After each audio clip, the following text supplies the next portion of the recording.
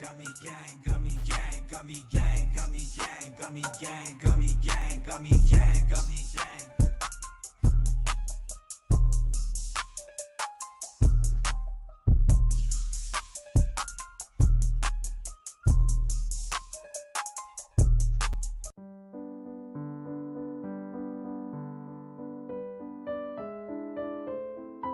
COSTA guy.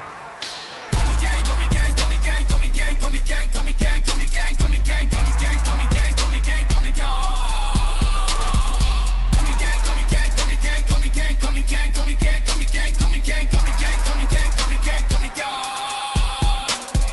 Gummy gang, gummy gang, gummy gang, gummy gang, gummy gang, gummy gang, gummy gang, gummy gang, gummy gang, gummy gang, gummy gang, gummy gang. Gummy gang, gummy gang, gummy gang, gummy gang, gummy gang, gummy gang, gummy gang, gummy gang, gummy gang, gummy gang, gummy gang, gummy gang. We MMA-Holes, community be so dope. We got the best watch-alongs, the internet say so. Who you gonna pick now, the over or the under? Chris will give his picks out, and I don't trust no other. Main card or the prelims, it don't really matter. UFC fight nights and pay-per-views on a platter. Toe holes and omoplatas, blood nose and split bananas, thug rolls and empanadas, big bowls of marijuana. Gummy gang, gummy gang, gummy gang. I need 2 joints to hang in the homie Craig gang. I'm printing ear to ear, amped up, showing things. It's time to watch the fights, beast mode, watch them bang. Alrighty, we are back on the Gummy Gang. How's everyone doing? Hopefully everyone is wonderful. A joyous Monday here on the second channel after a big 328 fiasco. Hamza Chimaev versus Sean Strickland. We dropped a video on Moss and Jesse show. Go check out Moss and Jesse show on YouTube for an in-depth look at the main event for Chimaev versus Strickland. I'll talk about it a little bit here. I'll talk about, tonight's going to be a celebration. A Monday night celebration of the biggest night in MMA-Holes history. Oh, yeah. 1.5 million views. And a lot of stress along the way, but it wound up working out, which was very, very nice. I'll tell you some secrets on the success. I will gloat a little bit, actually a lot, and I'll laugh at everyone else that did worse than us. You know what I'm saying? Wonderful. I mean, we got to do it while we can.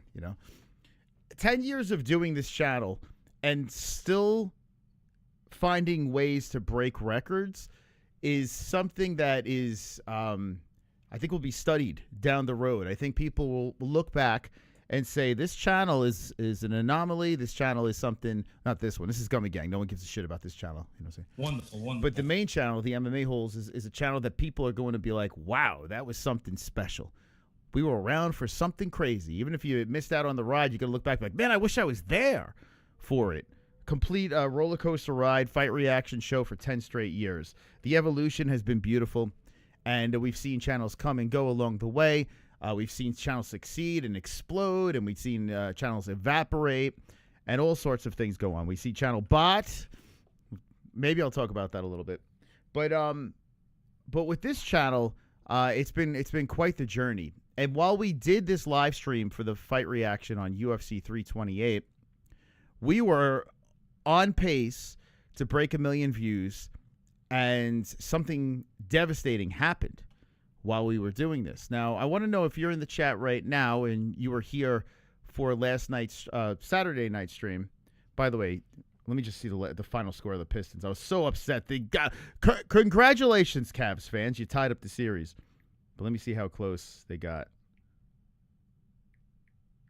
It was 112-103. All right, 2-2. Wow, Cavs Pistons series is going to get very, very spicy going back to Detroit. Okay, fair play, Cleveland. Fair play. So while we were streaming, UFC was dying. I'm glad Strickland won. So what do you mean by UFC was dying? What does that mean? Because a lot of people are saying UFC is dead, UFC is this and that, and then all of a sudden, massive numbers for content creators, massive numbers for Paramount Plus, and allegedly they broke records at the gate. I don't know how much I believe that, but I do believe the Paramount Plus numbers because of the numbers I saw. Usually I can gauge on how well the UFC is doing when I could just look around fight reaction channels and see how they did as opposed well, not as opposed, but just see how they did. You can kind of get an idea. And I have a little secret sauce. I have a Paramount Plus link that I can track. So I can gauge if a lot of people sign up for Paramount Plus, which we did get a lot of signups.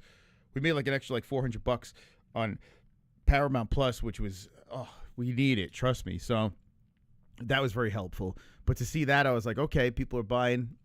They're subscribing to Paramount Plus too, which is a pretty good deal. I mean, you're getting all the fights. You're getting the Zuffa actually wasn't that bad. I spoke about that on Monster and Jesse channel. I was surprised. Zuffa boxing was good this weekend. But anyway. Oh, hold on a second. My dad saw the movie Beast. Let's see. I wonder if he liked it. Worked perfectly. Okay, I'll get a review from my dad on Beast. Maybe I'll have him call in. Yeah, Beast is on streaming if you guys want to see it. So anyway, we're doing this live stream, and we're on pace to pass 1 million views again. When Khamzat Chimaev fights, I get very excited. I get very, very excited for multiple reasons. I like Khamzat. I think he's very fun in fight week, as long as he makes weight. As long as, yeah, I mean, even if he humps, I still find him very entertaining in some sort of way. And this one was sold very well by Chimaev and Strickland. Both of them played a good part in selling. And they sold it, all right, because I spoke about that on Moss and Jesse. But as we were streaming, I felt the juice in the chat. Like, everyone was amped up, fired up. A lot of people thought Strickland were going to win. A lot of people thought Khamzat was going to win. People were jazzed up for the co-main event. And as this was going along, I was just feeling it. Like, I had my mom and dad in studio with us. We were all hanging out, talking about the fights, doing our commentary. And then right before the main events, I get excited every card, even the no names. It's entertaining. That's cool. I'm glad you do that. I mean, I got to be honest with you. The only reason why I get excited every card is we get to do this. But if I wasn't doing this, I used to watch every card, but the juice was always the numbered cards. Like, I watch every single fight card, but when it was a fight night, I would be with my buddies, and we would just be drinking a lot and, half-ass watching the fights. If things got good, we'd watch and kind of be looking around. Doing the fight reactions, I get pretty stoked because, like, we're dialed in, the Pick'em League and all that stuff. So that's helped me tremendously. But as just a fan, numbered cards got me really going. And not all of them. Like, some of them were lackluster.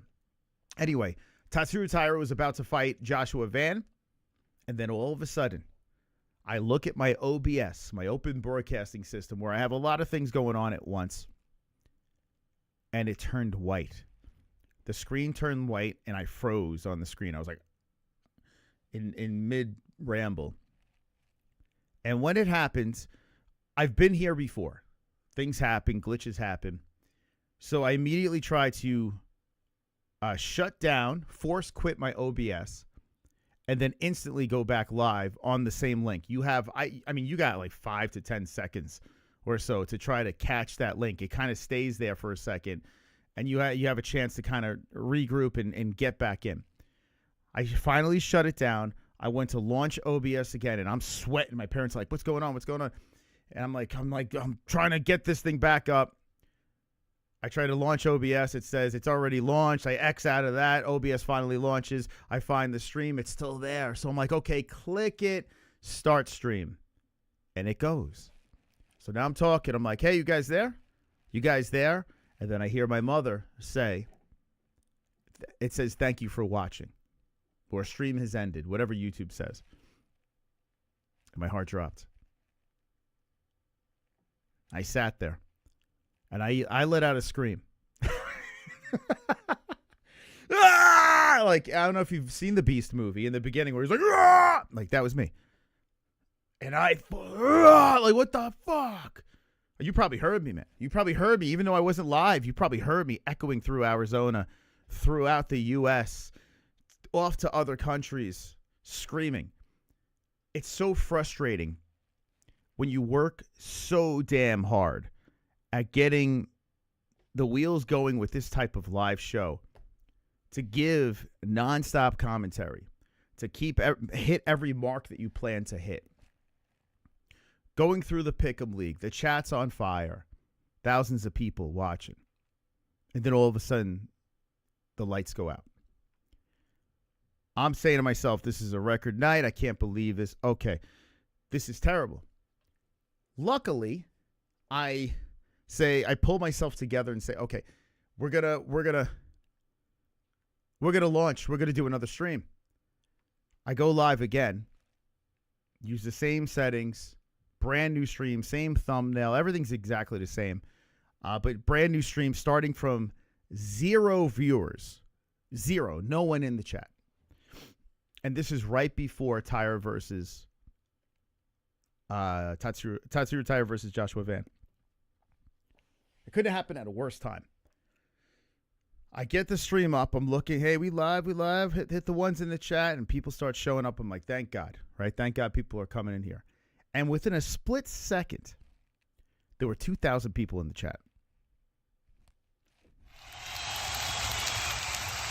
2,000 people jumping in. Wonderful. And I was like, damn. So a couple of things. I must have already been in the algorithm ready to go. The search was high. It was for the co-main event, first title fight on the card. So I guess everything lined up perfectly. I did notice on my other chat, on the other stream that crashed, people were coming into the comments. Hey, what the hell happened? I noticed that people were subscribing after that stream crashed, which was kind of cool to see that people were subscribing, you know, even after that stream was done. And for some reason, dude, everyone just rolled over to the channel. Everyone rolled over. Once we started going on that channel, we did 2 fights and phone calls. That's it. 2 fights and phone calls. We got ourselves 862,000 views. On top of the 700,000 views we had on the original stream. But you can see this. Like, this was 5 hours, 52 minutes. We go over to this one, 3 hours and 26 minutes, 862,000 views when it was all said and done. Dude, I was pushed back. I couldn't believe it, man. I was like, holy shit. Like, we have fight reaction nights. That's the only thing the YouTube algorithm loves with us. They know, hey, if the MMA-Holes are live, people actually want to see this shit. They want to see the best reaction show on the internet, and I don't blame them. So back-to-back streams, there's the original, there's the crash, 862,000, 700,000. You combine that, and you got over, like, I'm being modest now, but you got over 1.5. Good night. I shut it down. 1.5 million views. Unbelievable. Unbelievable. So after everything was, the smoke settled, before Mother's Day, so I wake up the next morning, I'm checking the numbers and everything like that. And I was like, damn, man. I'm like, that's impressive. I noticed the last couple of weeks we've been hitting it. Like, we've been on fire the last couple of weeks. And I'm going to give you a little secret, because I know there are other channels out there that are trying to grow and this and that. This is what's helping me. Take out your pens and pencils if you want to jot this. It's not going to help you, but you can do it anyway. I said to Jessie a couple weeks back, I said to her, I wonder what I could do outside of the UFC. Like, we've done other reaction streams. We've reacted to One and BKFC and all these other ones. But I said, One really has my attention. One FC, the Friday morning shows. We did that Wednesday show. One of our biggest viewed shows was One FC when Rod Tang fought Takeru the first time. That was like an 800,000 view stream. That was a stream where we hit 100K. And I looked at Jess. I'm like, what percentage of the world is Asia? Right, 60%. 60% of the world is Asia, and here we are. A lot of us in America or North America, whatever, are basically just going after that. We're just going after the North American audience, not really paying attention what's going on in Asia, which is 60% of the world. And when you do the One FC cards, we have an influx of Japanese, people from Thailand, Myanmar. Myanmar is a secret one right there. Myanmar. Their fans are super, super hardcore. And by doing these 1FC streams, it's opening us up even more internationally. It's really opening up the doors for us to get more eyes on our channel. And the secret sauce is Myanmar. We every time we go live, there are people in the chat saying they're from Myanmar and they're supporting whatever Muay Thai fighters or whatever. It just so happens that on this card that went down Saturday night, we had Joshua Van. And guess where he's from? Myanmar. Joshua Van from Myanmar had a very solid performance. We spoke about everything about that on Moss and Jesse's show if you really want to dive into it. He's got that support over there. Jay Beer still thinks he's American. I think we convinced him. Like, now he understands where he's really from. But anyway, that demographic is fire. And when I looked at my statistics with the 1.5 million, 30% was from Myanmar. So the guys that really gave me an edge that night was because I tackled the Myanmar audience. When I've gone live with Khamzat Chimaev the last time we hit 1 million views, didn't have that Myanmar push. Myanmar helped us out in this one over here, get us to the 1.5 mark, because 30% was from there. So I'm going to continue. Yeah, 30% is insane, right, Vince? That's crazy. When I saw that, I was like, whoa. So I'm going to keep on doing one. I'm going to keep on doing these Monday shows. I'm going to keep on channeling international audience. If they could speak English, they're going to be part of us. And I'm going to grow the MMA-Holes so fucking big. We're going to be international. We're already international stars. But I'm going to make us international superstars. Superstars.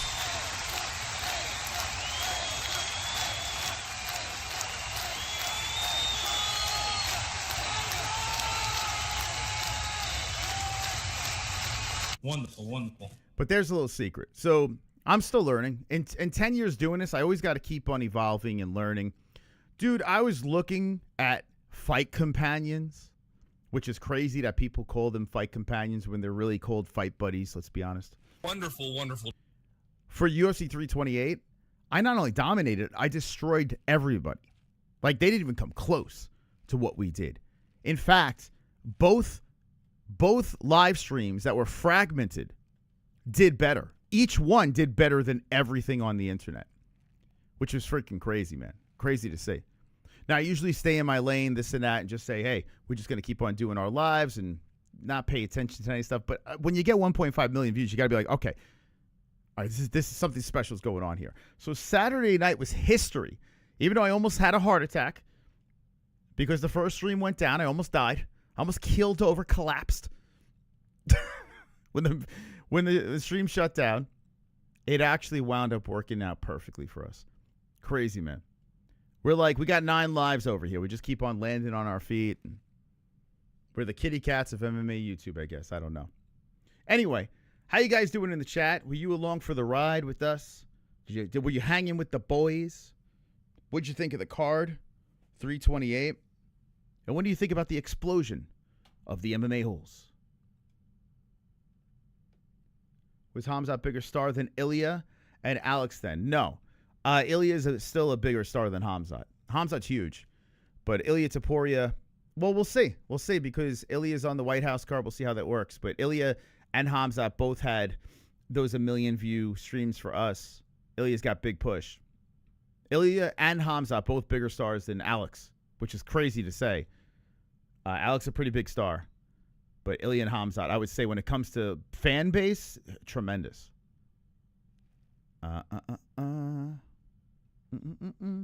Guru pulled crazy numbers, my dude. He had 400,000 views. 400,000 views. I mean, I don't know. Call me crazy, but he had 400,000 views. And I don't want to say it. I'm not going to say it. I'll tell you at the meetup what I've learned. I'll tell you at the meetup. If you're in Vegas, Las Vegas, Nevada, when the cameras are off, I'll tell you a little behind the scenes stuff that I found out. I'm not going to blow up the spot on air. I think you guys can figure it out. I heard that Tetra 30K live chat is nuts. It is. And that's where I'll stop. I'm telling you, your channel is fire, bro. Just don't get a big head. Dude, J-Bears, I've been doing this for 10 years. 10 straight years, and I know we're the best. It's not even like I'm being obnoxious. We are the best. It's not even close. If you watch anything else within the live streaming world in combat sports, there's no one that could even hold a candle to what we do. It's not even close. It's a fat person talking into a mic. Every single live stream out there. That's it. I give you a little depth, man. I give you a community on top of it. I give you interaction, bits, jingles. I give you a commentary that's better than theirs. You know what I'm saying? So it's like it's a grind that no one is capable of doing. And that's what we pride ourselves on. When I had Jesse with me, it was even better, to be honest. Because we had it was like a two-headed dragon. We also have dragons that don't have that. But I mean, it's just when you've been doing this from the beginning and you've been doing it better than everyone else, you know, for 10 years, there's no one that's been doing this for 10 years as good as we've been doing it. In fact, I don't know anyone else that's been doing live streams for 10 years. Tetra, so you're not understanding. Tetra, I don't think you're understanding what I'm saying. Yes, he has 500. No, he doesn't. He has 420,000 subscribers. There's a reason. I'm not going to say it. I'm not going to say what it is, but I found out. Just saying that. I know the secret sauce. I wish him all the best. I don't have anything against Guru, to be honest with you. I don't. Like, I've spoken to him. He seems like a nice guy. And if I were to leak any sort of information, it does nothing. You know what I'm saying? It doesn't. It's below me to leak this. So, if you show up at the meetup, maybe I'll tell you. But I'm not gonna say it on air. I'm not gonna do it. It's just it's not right. It's not right for me to do that. You'll find out eventually. That's where I'll say with that. But it's okay. Like, I'll just say this. Don't believe everything you see. I'll give you another example. Aiden Ross, Neon. What do they have in common? A lot of things. They have in common. I'll just leave it at that. Just staring at a big head is not the same as just channel for sure. Yeah, it's lazy, man. It's lazy live streaming. Just to hit go live and just stand there, like sit there and there's nothing else, man. Like we got the live chat going. I'm switching scenes and going from here to there. I mean, you know, I'm giving you a chance to interact. I'm giving you a chance to interrupt. You know, I'm literally making you guys like a producer of the show. You guys actually have some sort of control into what we're doing here. There's so much depth. You know? How can we believe everything you say? I could send you numbers, JBers. If you DM me, I can literally send you numbers. I mean, I'm an open book. I can whatever you'd like, JBers. Just shoot me a DM and I will send you the numbers and the screenshots. How many content creators will do that? Not many. But I'll send it to you. If you'd like to see how I have no problems with sending it to you. The only thing I won't send to you is money. I won't send that because that's obnoxious. That's not right. I know people like to brag about that shit. That's not something I like to do. That's not the right thing to do. Okay. But I'm telling you right now, a lot of these channels, when you see subscriber counts and views, you believe that's all legit? Because, I mean, I guarantee if you slip into their DMs, they're not going to send you screenshots of what's really going on. I can guarantee you that.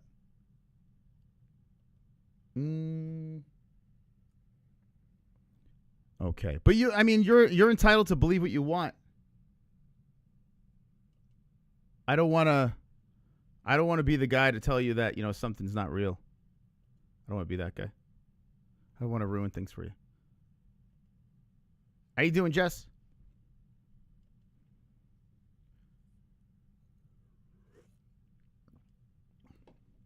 Uh-oh. Jess, you hear me?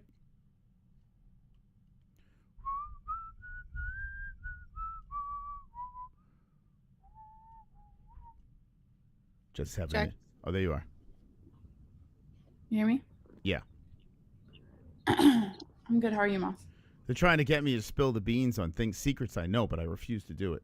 Well, you are kind of opening the door. Not really. I'm not saying anything. I'm just saying, be careful what you believe. You know what I'm saying? Jess knows the news. Right? Don't tell him, though, right? I guess. But anyway, what do you think about that? 2 of our streams. Domination. Yeah, it's impressive. World domination. Crazy, right?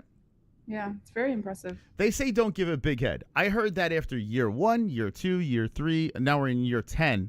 We've been hearing this. Don't forget us. People who say that, people who say don't get a big head are generally people who want to be in your position. Usually that's the case. Correct.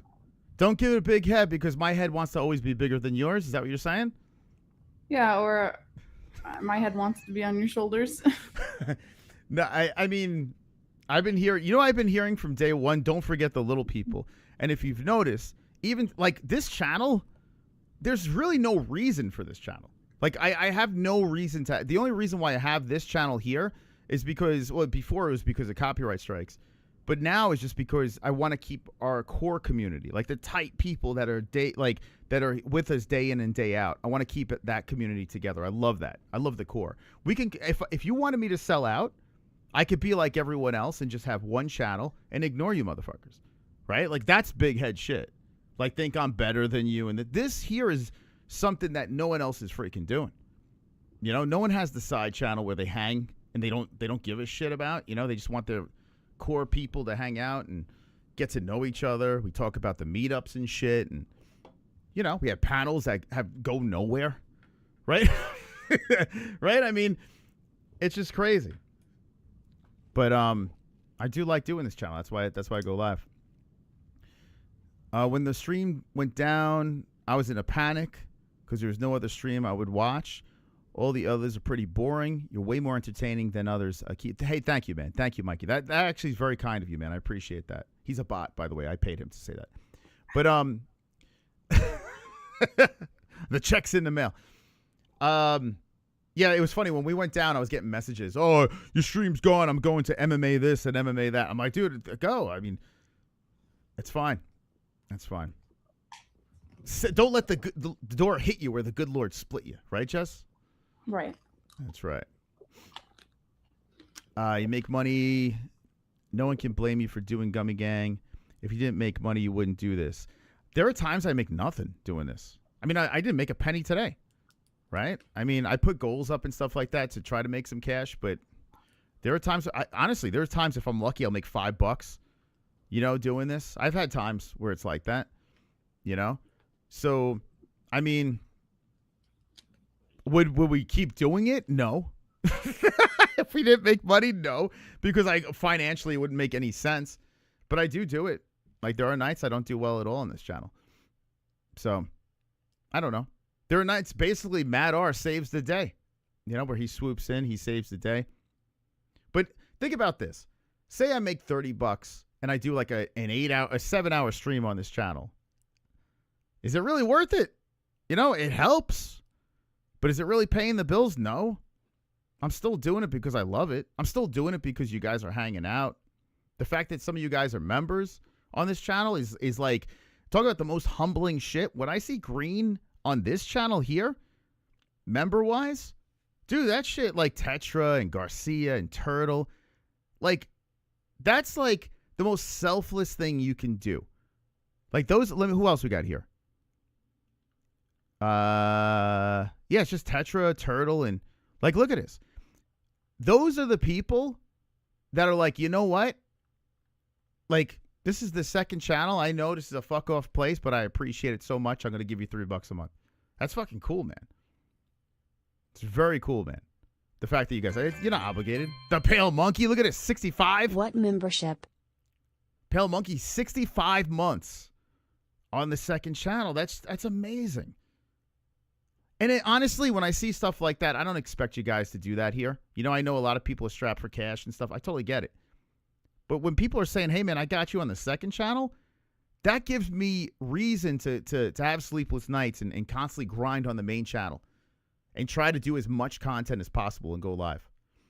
You know, you guys are the reasons why I do. You guys give me that drive. So it's a blessing, man. It's an absolute blessing. I'm more humble than you realize, guys. I talk about this a lot off air with Jess to the point where it makes her want to vomit. Right? Don't you love when I talk about this shit off air? I think I anticipate it now. Like when I hear you wake up in the morning and I hear you walking around upstairs, I start to brace myself for the first topic of conversation when you come down. Yeah, because I think about it 24/7. I wouldn't be able to have this community unless I thought about it 24/7. It wouldn't exist. So it's you know, it's a lot. I'm like a nun, Jesse. It's like I devoted myself instead of to the Lord, but to the MMA-Holes. I've given my life to the MMA-Holes and Gummy Gang. I don't know. It's rewarding. You should probably straighten out those priorities a little bit. You think so? A little bit. Well, how are we going to feed the kids then? The Lord provides. The Lord provides. All righty. Praise the Lord. If that was the case, trust me, I'd find religion and say, okay, I'm never working a day in my life. You wouldn't know because you never gave it a chance. So you're saying, okay, so you're for saying if I quit the MMA-Holes and Gummy Gang and just devote myself to God, I'll be taken care of? I didn't say that you should just stop living. No, I'm saying, but you're saying I think if I didn't put as much work into the Gummy Gang and MMA-Holes, or more MMA-Holes, we wouldn't have anything. Mm-hmm. Nothing. Zilch. You know what I'm saying? Mm-hmm. And who knows? Maybe a higher power gave me, you know, the ability to do that. Possible. But if I didn't work as hard, I was talking to Jesse about it today. Like the grind that, like Jesse was talking about his grind and shit like that. And he gives a lot too. Mexican martial arts. He puts a lot into his channel. Mm-hmm. A lot of stuff. But I like talking to him because he's heavy on the uploads and I'm heavy on the live streams. So it's nice to pick each other's brains and talk about shit. It's pretty cool. Yeah. But I don't know. It's a cool job. If you start what was he saying? If you start tilting, you're really tithing? Why does it look like an L? What's tithing mean? You'll really see? I don't know what that means. Mm-hmm. What's tithing mean? It's like a religious practice, like you basically contribute like a percentage of your like the money that you make to a church or like a religious organization or something like that. And it's like an act of faith pretty much. And it's like charity, but like it's like kind of like reap what you sow kind of thing. I still don't know what it means by you saying that. Can you say that in can you like Lord for Dummies? Basically you give a percentage of your income to a church or like a religious organization that honors God. Oh my God. This is like a scam. Do you believe in that? It's not about whether or not it's a scam. It's about doing the right thing and being a good person. Well, why not just give to a charity that you believe in? Why not just do that? It's basically the same thing. You believe in God. You're giving to an organization that honors God. I would never donate money to church. Ever. No matter how much I would believe in God, I would rather donate to cancer research or, you know what I'm saying? Or something to help like needy people. You know what I'm saying? Would you donate to? When I was a kid, they used to pass around. You've donated to church? Yeah, I just did actually, like a month ago. Oh my God! But it wasn't my income. It was it was for an order, I guess you would say. Like they reached out to me and said that they're going to do a fundraiser for their ministry, and they wanted to buy some desserts from me in order to auction them. Mm-hmm. And so they're reaching out to like different companies basically, and they say like, oh, we'd like to buy your products, but we're going to auction them. So they're pretty transparent up front. And they go, and anything that you'd like to donate as well would be, you know, much appreciated. So I made the order for what they paid for.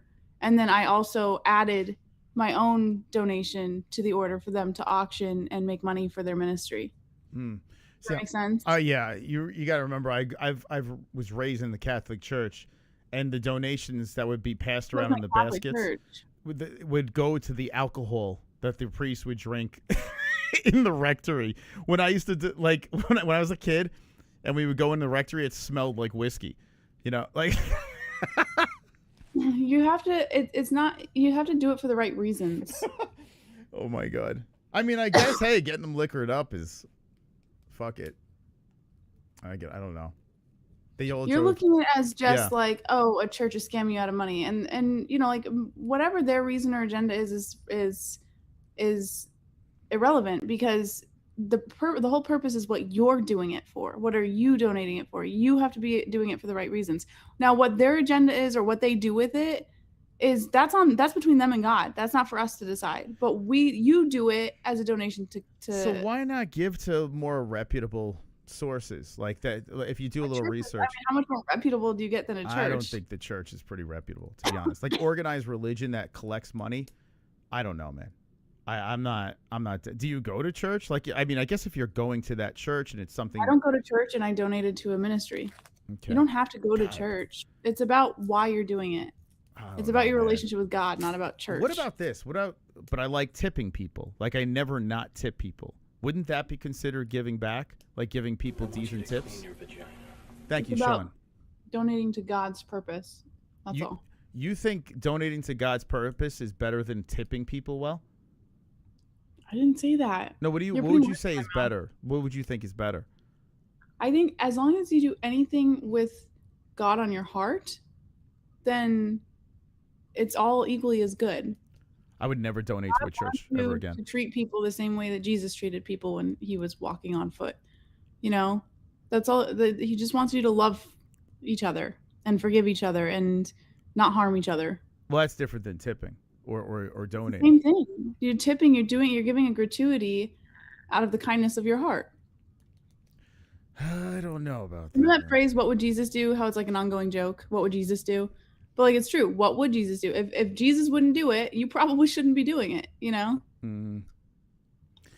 Yeah, I'm not down with the tithing, to be honest with you. That's my personal preference. I think if I'm going to give money, it's going to go to people, like hardworking people that are, people that need it. I feel like a lot of people donate to the church. And I don't want to go deep into that. But, yeah, I hate that we always go to religion. Like, let me move on. I didn't go there, by the way. Yeah, I know. Pale, how dare you? No, it's just because it's like, if I give like my real opinions on this, I'm going to get in trouble. So, I just don't want to go there. Who are you in trouble with? You're allowed to have your own opinions. Like, nobody's here to tell you. I'm not. Now with religion, because it puts me in a bad spot. Like, I have a stern. I've got smartened up enough to know that it's like, don't give your real feelings on that, because it's just like. All right, well, if you're referencing me. No, not you, not you. I'm talking about, no. Okay. I feel like I've been pretty fair about your opinions and beliefs and not like forcing you into anything or. Yeah. No. I'm saying with you, it's a topic that you should avoid on air, because like, for instance, I'll give you an example. And I told you about this story. Like when we took phone calls, actually the night of the 1.5 million views, Saturday night, we took phone calls and someone called in and said something that he wasn't a fan of, how people have to bring it about God. Like it's like, why can't you just leave that out? This is about sports, and if you're happy about it, you can praise God and move on. But it's just like some people go a little far with it, and he wasn't happy with that. And my response to him was basically, hey, if it's not hurting anybody, what's the big deal, right? Like it's not a big deal if this guy does that, right? It doesn't change your day. It doesn't change my day. This is something he believes in. He's a happy guy. He's celebrating. This is what he wants to say. Fair play. So I was kind of anti what he said there. And then Lou Dog comes on and starts fucking yelling at me after, what's it called? I think it was Dark Matter in the chat was saying, I only pray to our only God, Mystical Moss, and I played along with it, goofing around. Telling everyone it's a joke, guys, I'm goofing. Lou Dog comes on and starts fucking lecturing me, and I had to hang up on him. Right after I told people, hey, I think it's okay for people to say, hey, God this, God that, after after a victory. I'm fine with it. If I believe it or not, I didn't win the fight. I didn't win the game, you know what I'm saying? They did. That's what they want to do. But after I said that, I got lectured. If I give to a church, it's illegally obtained money. If I mug someone, Jess, how does that work? If I mug somebody and then give the money that I robbed off of somebody and put it in a church basket, would that consider tithing? Would it? Moss, like, I'm not even gonna answer that question. It's just, that's ridiculous. Steal for the rich, give to the church. No? Okay, I'm just piggybacking off of that. Thank you for the donation. We're 1 out of 30 for the panel.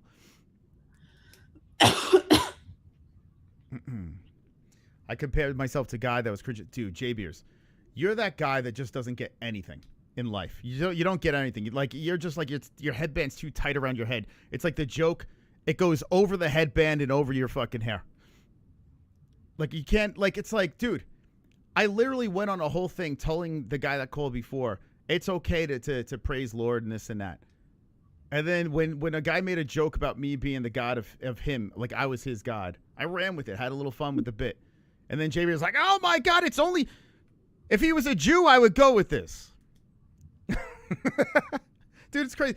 JB, your favorite fighters are like Sean Strickland. And you mean to tell me I compared myself to God? That was cringe as fuck. But it's okay for people to go around and say, oh, you fuck goats. and Muslims are this and Muslims are that. That's fine. Hypocritical beers. I'm going to start calling you hypocritical beers. See what I'm saying? You know, there's a problem with this world. Everyone, as long as it fits their narrative, it's okay. We look the other way. But as soon as it doesn't fit the narrative, you're an asshole. I can't believe this. Why'd you say this and that? Crazy. The minute you want to celebrate something special like 1.5 million views, dominate everyone on YouTube, don't get a big head, like, fuck off. Let me celebrate. Let me gloat for God's 10 years doing this and still doing the best in the game. It's crazy, Jesse. Crazy. Mm-hmm. People always want to rip you down. They want to tear you down. They don't want to join in the celebration. They want to take a negative spin. What a Monday, Jess. What a Monday. What do we do about this? Everybody needs to find God. Tetra says some of them probably are banging goats, to be frank. So, Tetra, you didn't watch Moss and Jesse show. This is why I shouldn't have done the stream today. So I can give you time to watch Moss and Jesse show. I looked up the bestiality and the goat fucking, tried to link it to Chechnyans and this and that. You know who came up, Tetra? Brazilians. Go watch Moss and Jesse show to find out the rest of that. I couldn't link goat fucking to Hamzat Chimaev. I was trying to tie it, so I didn't know where it tied in.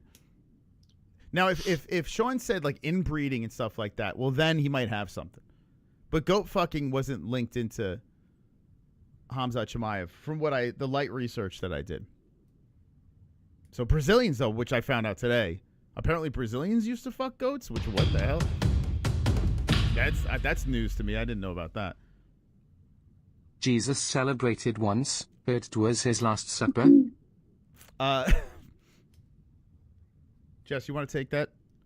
I don't get it. He celebrated once, heard it was his last supper. Yeah, I don't get it. Okay, I'm not going to explain it. Well, I mean, it doesn't make any sense. Huh? It doesn't make it. How does that make sense to you? I don't know. I'll just let it think. Just think about it. Did you know? I don't think it makes sense to you. But did you know? It does. Did you know? So then explain it. That Brazilians are linked to fucking goats. Did you know this? Did you ever hear about that? No, I didn't. If you look up bestiality, or if you look up like having sex with goats, the first thing that pops up is Brazilians. And who are the other ones? Actually, I don't want to give away what happened on the show. But that threw me for a loop. Why aren't Brazilians called goat fuckers, but Russians are? It's weird, right? People aren't getting their facts together when they're talking shit. Nothing's wrong with being excited about the fruits of your labor, right? I agree. I think everyone should celebrate when they accomplish something in life. And if they have the right people around them, that's quite the accomplishment, right? You want to surround yourself not with yes people, but with supportive people, right? You want like at least your foundation. It's okay to have doubters and people like it's good to have people that try to bring you down because that always will put a chip on your shoulder and make you, work even harder. And that might have been the criticism with Hamzat. That's what Jesse was saying before. Not this Jesse, the other one. That Hamzat's surrounded by yes men now, and that's why his performance was lackluster. He might be right. 1.5 million is a crazy number. It is, right? Dude, I'm telling you, man. When we hit 1 million last year and then did it twice, I got to be honest with you. When we were done with those streams, like, I didn't know what to do. I honestly didn't. I was like, to see 1 million next to a stream, it's wild. It's pretty nuts. And then this one here, I really wanted 1 million on this one, and it got split between two. But the fact that we were able to hit this number between those two, the fact that both of those streams did better than anything else on the internet is crazy. It really is. So, yeah, I'm happy. I'm happy about that. I'm not going to lie. I'm pretty happy about that. Racist white boy celebration party. Glad I got to be one of those 1. Yeah, hell yeah, Tetra. Yeah, you were there for history. If we're hitting 1.5 mil on Saturday, what's going to happen a couple years down the road? It's not like we're slowing down. And then where are the people, and there were a lot, that said once the UFC went to Paramount and there was no more pay-per-views in the U.S., we were going to lose viewers. I just don't know where they went. I see other people losing viewers. I see it. Oh, I see it. But I told you it's not going to affect us. We've just been doing it too long. You're going to have your ups and downs with fight nights, and some numbered cards aren't going to be good as others. But when you get the big names like Hamzat, and I don't know what's going to happen this weekend with that MVP card. Like, Jess, did you know that Ronda Rousey's fighting this weekend?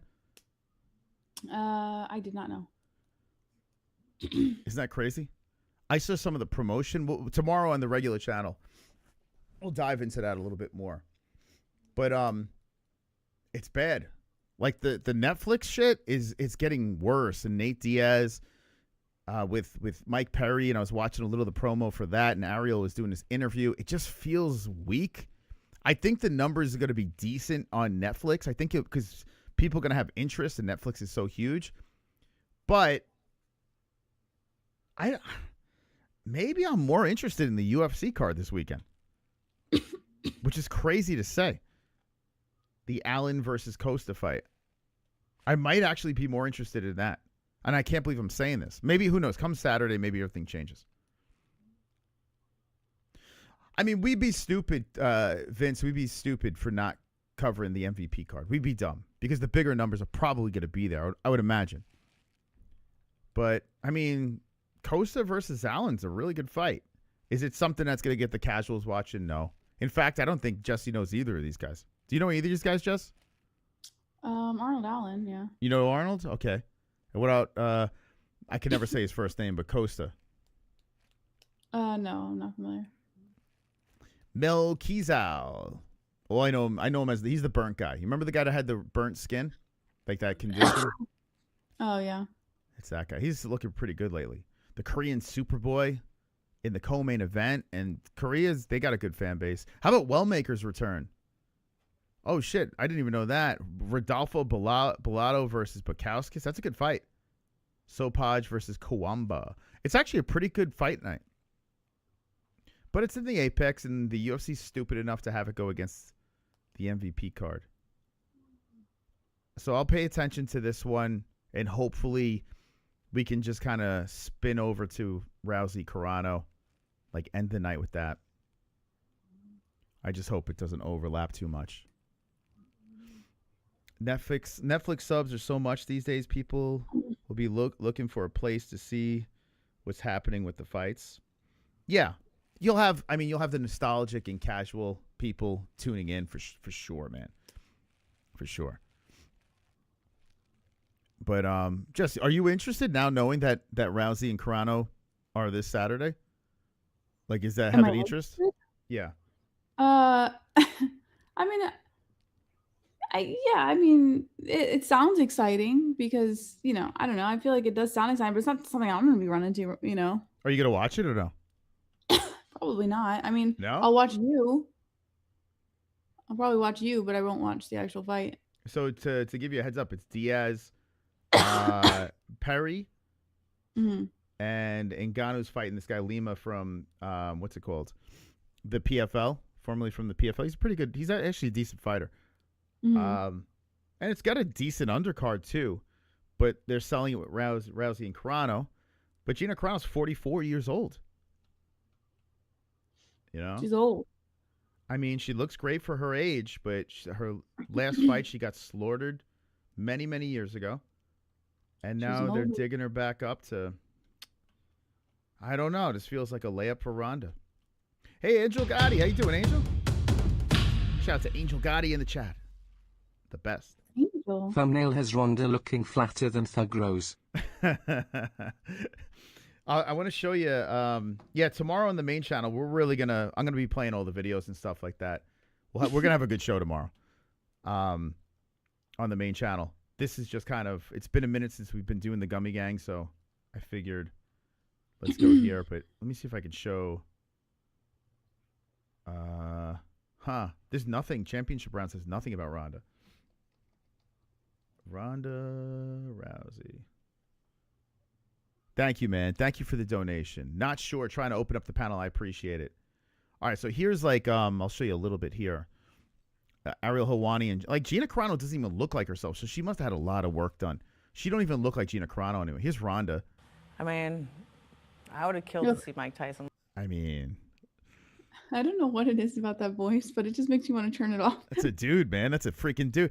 I used to love Ronda. Love her, man. Like literally, like when she came out of Strikeforce and she was marching down in the UFC, kicking people's asses. Dude, I loved Ronda. I don't know. It's so crazy. She turned into this monster of a human. But Don't say that. she is a monster. She's a complete monster. I don't think so. She is. There's something fucking wrong with her. But anyway, Gina Carano, I wish I could show. She don't even look like herself. Oh, I wish I could show a close-up of her face here. Whoa. Easy. That's a fake one. Here's Gina. Look, here's Ronda. That's Gina Carano. That don't even look like her. That don't even look like Gina anymore. So she lost. It does. That looks like Gina Carano. Remember Gina had that big square head? It looks like her because of the eyebrows. Dude. I feel like the eyebrows and the eyes give it away. I would not even know. I would not know that's Gina Carano. If I saw her walking down the street, I would never think that's Gina. Carano have blue eyes though, doesn't she? That looks like she has brown eyes. Like, don't get me wrong. She looks good, right? She's 44 years of age. She looks real good. How you doing, Tony? She looks great. You know, for sure. Whatever she did, you know, she's in good shape now, and she looks fantastic. But it doesn't even look like her. It looks like a clone.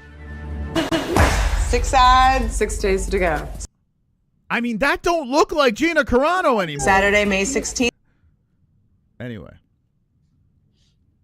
That's not her, man. That's a clone. She's just put in there to lose to Ronda. She's literally just selected. Think so? Oh, yeah. I would bet everything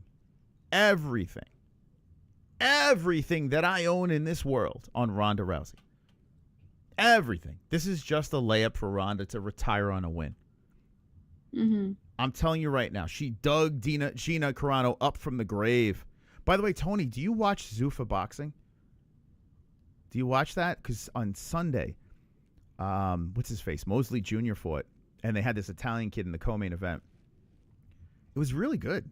Like, I don't know. I was into it. And I've been hard on boxing, but I got to be honest, the co-main and main, like, Jess, when we were playing the games with the family, and I had it on in the background, it wasn't bad. It's kind of, I don't know. I might have to start reacting to that again. Did anyone in the chat see Zuffa? You did see it? It wasn't bad. Guys, should I start reacting to that again? TBH, I'd be first to buy a Carano clone dirty bot WW. Oh, Jesus Christ. You would buy the bot? I saw this video of this bot.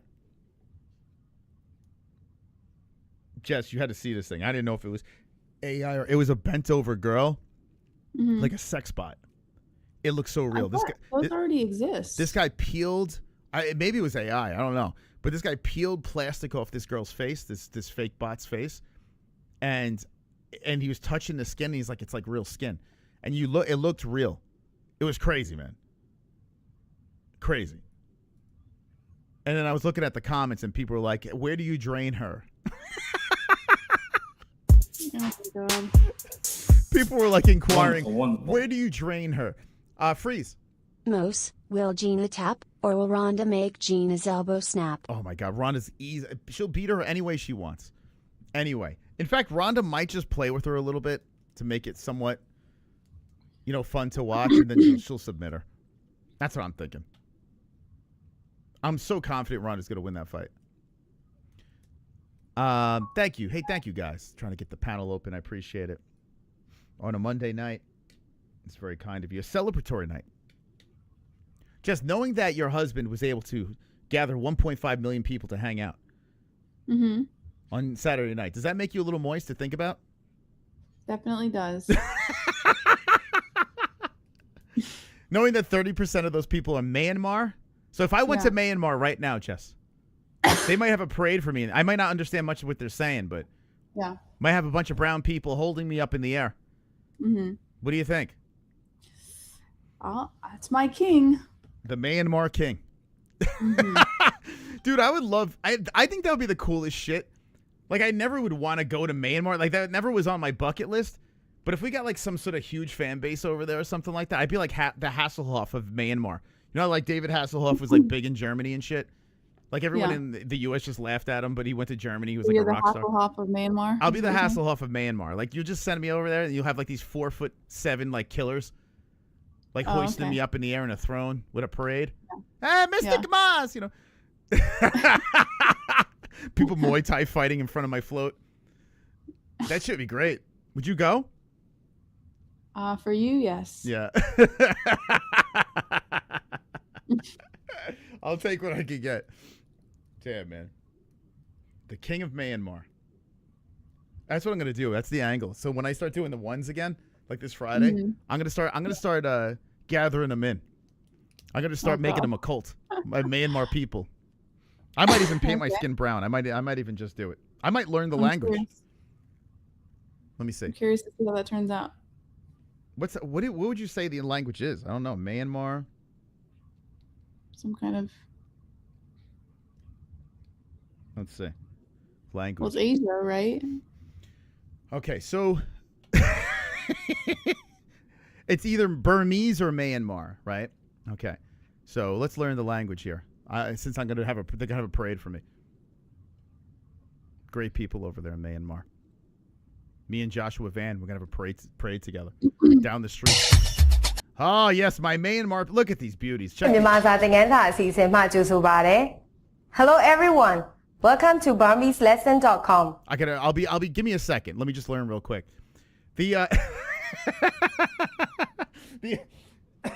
So apparently they're taught English in school, but their first language is Burmese. I guess that's what it is. I am Hema. We are going to bring you fun, effective, and... Hey, stop. I'm trying to learn here, bro. 5 out of 30. Let's go. Learn wonderful, wonderful, and carnage big mystical. Dude, I'm going to start asking them in the chats on like 4 o'clock in the morning on Friday. Say, hey, guys, can you start teaching me the language since I'm going to be so popular over there? I even messaged 1FC. I'm trying to get... Jess, if you could find another contact to 1, like when you get some free time or something like that. I found an email, but I would like to get a more direct contact because I want to work with these guys. Maybe they'll fly me to Japan. Thank you. Who's this? Not sure. Not sure. It's like, I want the panel, and I appreciate it. Thank you for the 2 Australian. Appreciate you, man. You're the man. What the ad rev on 1.5 mil views for new creators. So I made... Oh, should I say it, Jess? Like, ad-wise? I could say the... I don't want to say everything, but I could say the ads, right?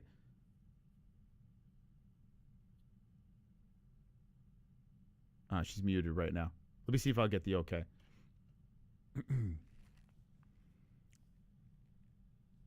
It's not as much as you would think, and I'll tell you why. Take a guess in the chat. What would you guys think? There's a couple of reasons why it's not as much as you would think, but I'll tell you. Jessie's muted. I don't know why she's muted. Take a couple of guesses. If you guys get close, I'll tell you. And interactive Burmese lessons. And this is my friend Sui. Mingalaba. I hope you all have a great time. Improve your Burmese language by learning here with us. Be relaxed and get involved.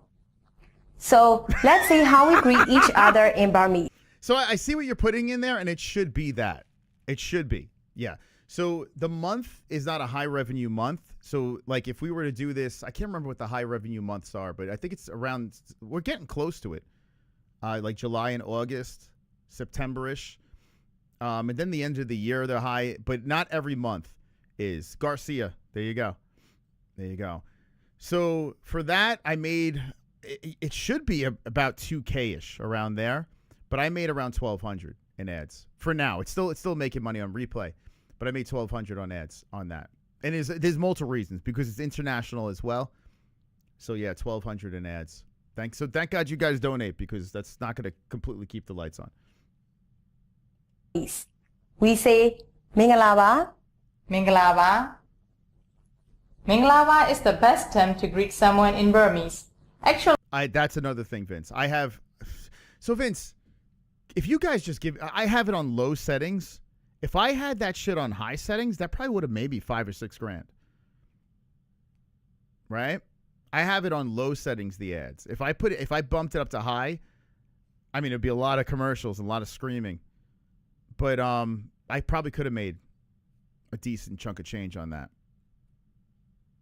I wish everyone had premium so I could do that, but I keep it on low.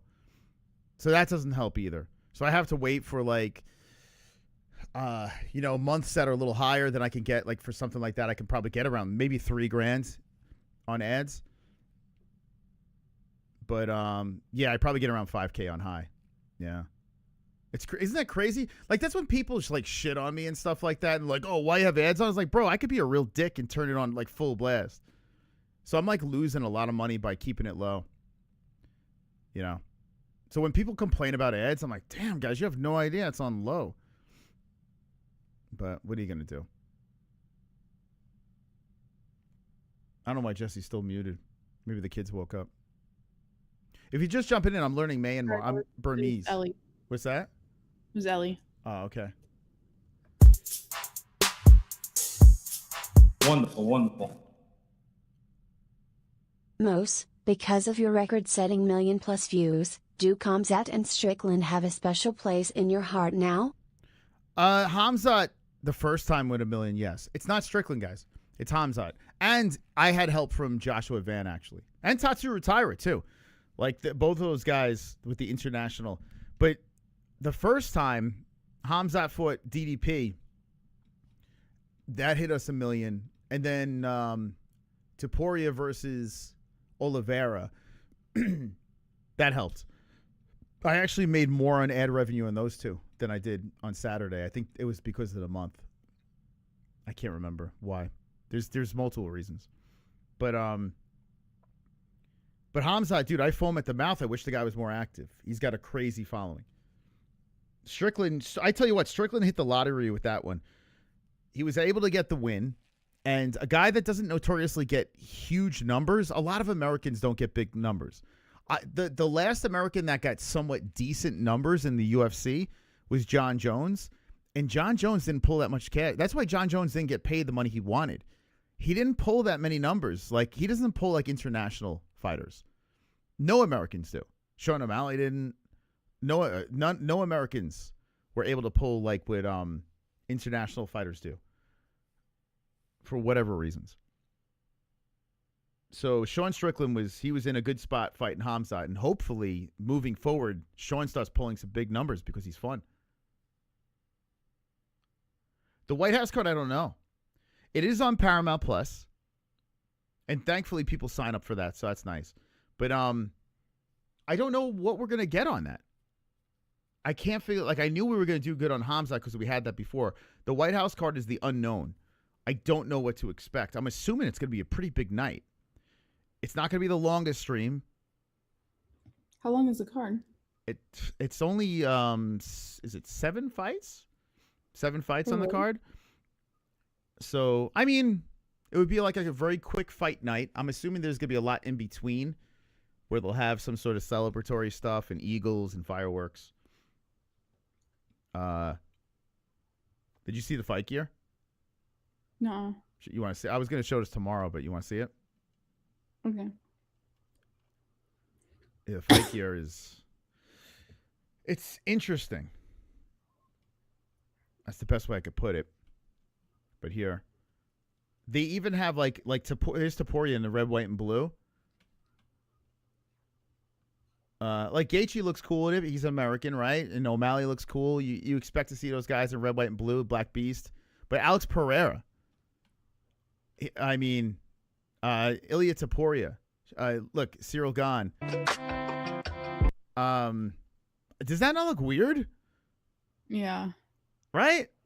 I mean, it's all right. He's a Spanish Georgian, but he's got the red, white, and blue on. I don't know. I guess for the like, I love the belt. I think the belt's great. The American belt, the American flag on it looks so good. But maybe just let these guys wear their colors, right? Represent their colors. No, but when you have, I think like in any other situation, then yeah. But like this is literally like it's at the main like grounds of America. You know what I mean? Like it's not like this isn't like. You know what this reminded me of? I said this on the Moss and Jesse show. I'll say it here. It reminds me of we're going back to the slave days. Oh my gosh! You know what I'm saying? I don't want to be like I'm just saying what's on my head. It reminds me of like these guys are like slaves, dragged onto the White House lawn to fight, like that they can't wear their actual country's colors. They got to wear the U.S. colors. It reminds me of basically, no, we're gonna mark you and we're gonna make you fight. It's got to feel weird for these guys not being able to represent their country. I don't know. Maybe I'm overthinking it. I mean, I don't care. I like wear whatever the fuck. I don't give a shit. Put whatever you want on them. But if I was Ilya, I would feel a little like a meat puppet, right? It feels weird, man. It's like dance for me, monkey. I don't know. It's just strange. No? No, I think you're overthinking it a little bit. All right. I think the belt looks cool. I think the fact that this belt looks like this, I think that looks awesome. Like, have the belt, have the red, white, and blue. That's really neat. But to force people that are outside of the U.S. to be wearing U.S. country colors, oh, it's weird. Like, do you want to see Alex Pereira in red, white, and blue? He's not even American. I don't know. But do you think he really wants to be in red, white, and blue? I mean, he's on the White House card. I don't think he cares. You know what this looks like? It looks like a creator fighter. Like, it looks like we're playing EA Sports UFC 6, and it's like, I want Alex Pereira to wear the USA shorts to just troll him a little bit. That's what it looks like to me. Yeah, it's just what I think. It's not going to change anything. I'm not going to like protest or anything like that. It just looks weird to me. Alex Pereira walking around in red, white, and blue. I mean, I don't know. Looks fake. CGI. Just me. Let me know what you guys think in the chat. I'm sure people are like, it's America. Deal with it. All right, fine. Calm down, you patriots. It's for USA. They didn't have to fight on the card. They wanted to. Yeah, I understand that. But why are we forcing them to wear our nation's colors when they're not American? It's weird. I don't know. Let them wear their colors. I don't want to take them as ours. Let them be their colors. Right? Let him wear the Brazilian colors. Let him represent his country. The problem is this. You know why they're wearing these colors? Because they're going to be knocking out Americans. Like, not Alex, but you know, Ilya Taporia. If you put him in red, white, and blue, it's not going to look as bad when he's standing over this guy's corpse. Well, at least he's wearing the red, white, and blue. The poor American's going to be on the mat. Ilya's going to be standing over him. But hey, at least he's got our country's colors on. Right? Am I right? Am I right, Gummy Gang? Wonderful, wonderful. I don't know. Looks weird. Looks strange. It's a US 250 celebration. What? I am George. Wait, what are you saying? Jess, you know what that guy's saying? What did he say? He said it's a US 250 celebration. No shit, George. Why can't he wear his colors of his country? I don't understand. Because if he's standing over an American laid out in the mat, it's not going to look good. That's probably why. It's the only thing I can think of. Do you want to see Cyril Gahn in U.S. shorts? Here's the Hawk, the Hokit. Mr. Josh. Look at him. That's a real American right there. Actually, the shorts look cool in white. The stars. Hokit looks good. He looks good. So we're going to watch the Brazilian and Georgian slaves fight to entertain the Americans. Is that what we're going to see? I suppose. Okay. It's a once-in-a-lifetime fight card, so once-in-a-lifetime fight gear.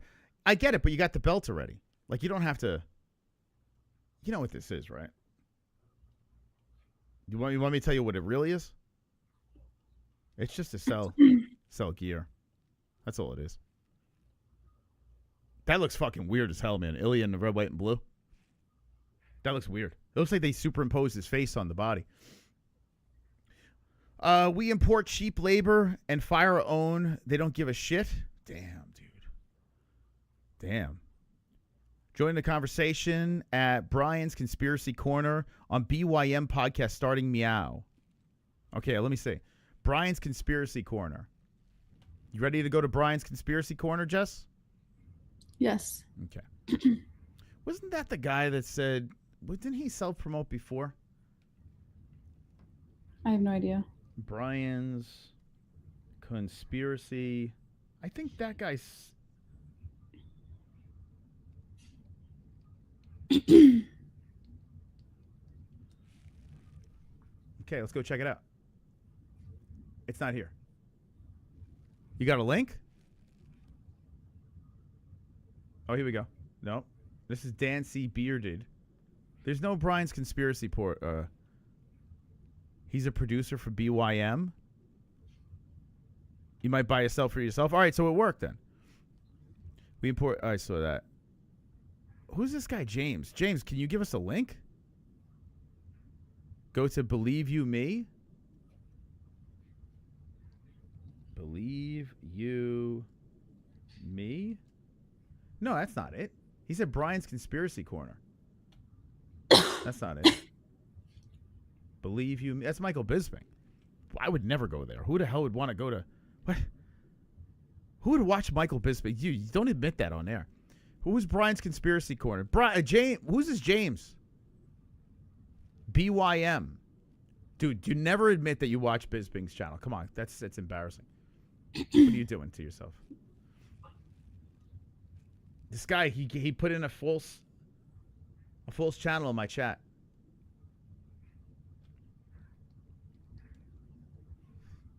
Oh, here we go. No, it's Ramen. He doesn't exist, dude. This guy, he came into my channel and lived.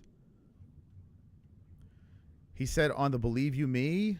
Wait, what? No, he said, join the conversation at Brian's Conspiracy Corner on the BYM podcast starting meow. That's what he said. He didn't say Believe You Me. You said Believe You Me. He didn't say it. How dare you, Tetra?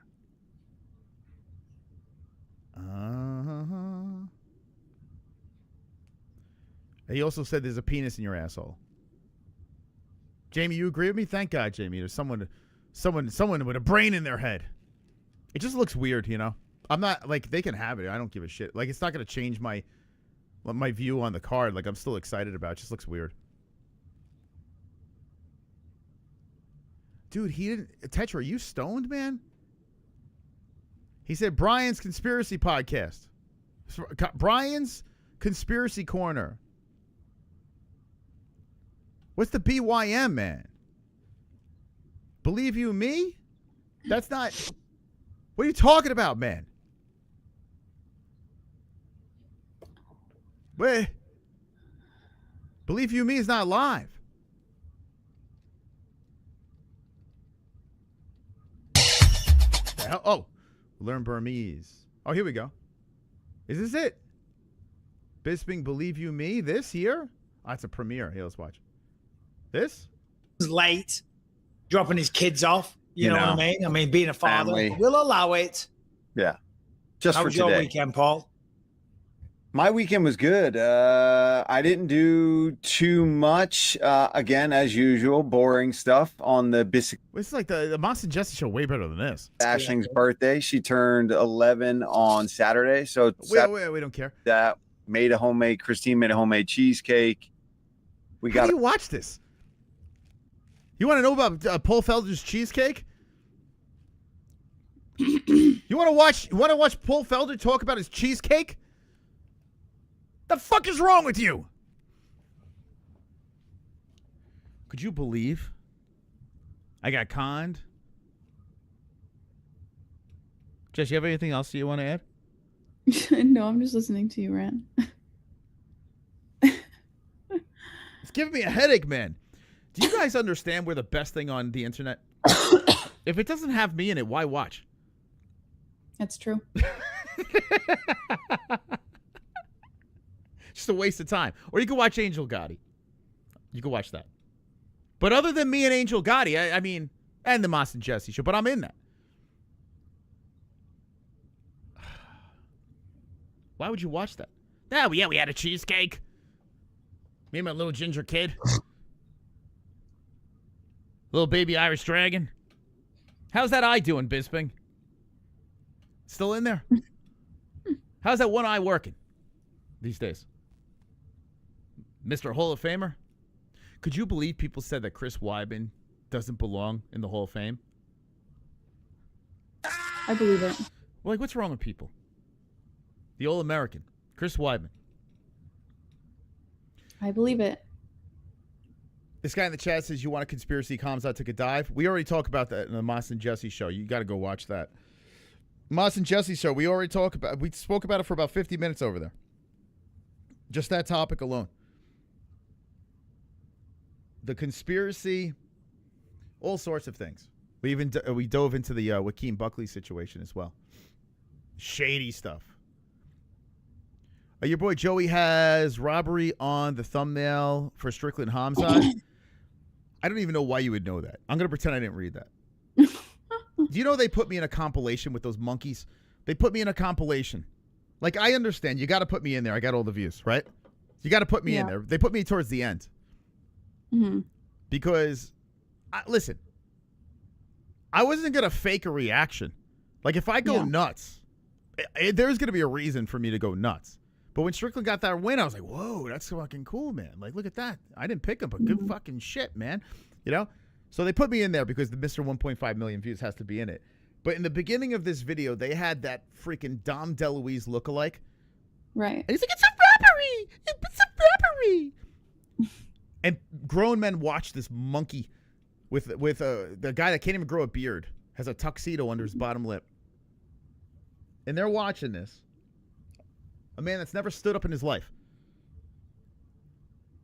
Simping and screaming about I picked Hamzat, and I think they got it right. And then I gotta say something negative about the MMA guru. Oh no. And I gotta say it. I gotta say it. He was on there as well. And he made a face like a cartoon character when it happened. He went all Three Stooges. Like, he said Sean Strickland won or something, and then he had one eye go one way and one eye go the other way. And he like kind of stroked out and made this weird like meme face. And I told, actually, I don't want to say who I told this to because I don't want to, you know, expose the other person I spoke to about this. But I believe that he has on his desk how he's going to react to whatever fighter wins. Because, Jesse, if you would see this face that he made, that he has a reaction pre-planned. So if Hamzat would have won, he has a rant that he would have done. And if Strickland wins, he has another route he would have went. And he made this weird face. Most promoters do that, though? Well, I don't do that. I just act like an asshole when you told me to shut up. Anticipate, like, okay, well, if this is the result, this is kind of like how I would, you know, this would be my reaction to it. Like, you wouldn't do that? I do that. I do reactions, and I don't do that. So, no. I don't have, like, a reaction planned. I'm saying, like, it's natural. I think it's human instinct to think, like, ahead and be like, oh, well, if this happens, then I would feel this way. You know, like... No. I think that's natural. He literally had a look at this. Here, look. So this is a face he makes on purpose so people can clip him. See this face over here? He does this thing. Like, he's like, yeah, I'm so happy. Now, this is just a decision. Yeah. And he makes this face where he has one eye go in a certain direction, and he like looks down at the chat. He's like, "Hey, they looking at me? See, look at this." Oh, I see. Yeah, You see what I'm saying? So he makes that face. He goes into the pose, and then he looks down at the chat. Okay, now I don't want to be the magician that exposes all the secrets, but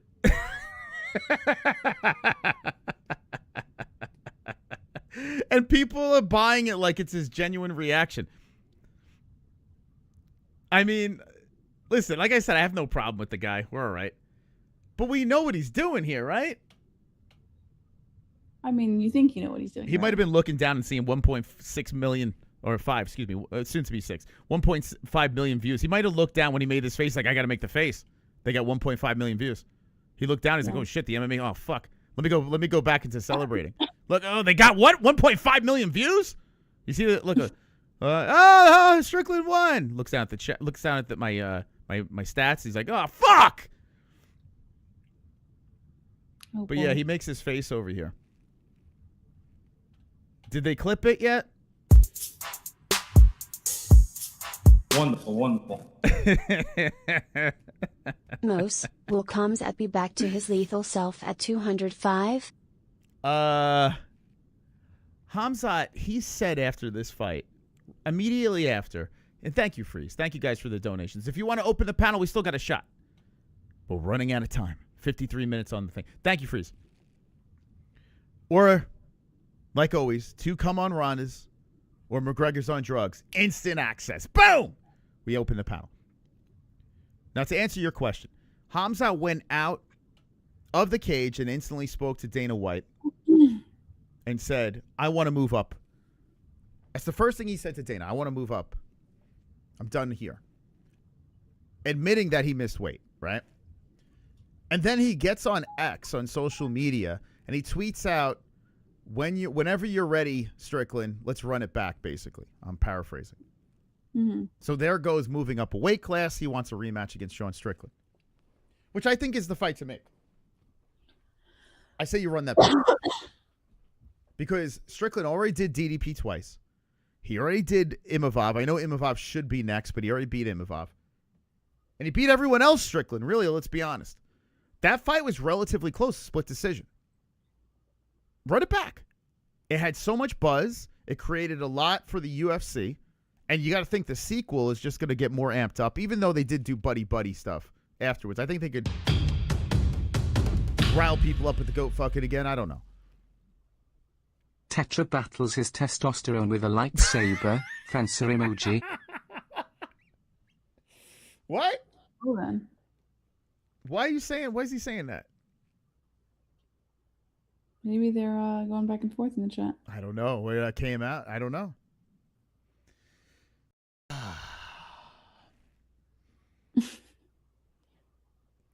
What was Tetra saying? He's not playing both sides for real. He got depressed when Yuri lost. He quit YouTube for 2 weeks.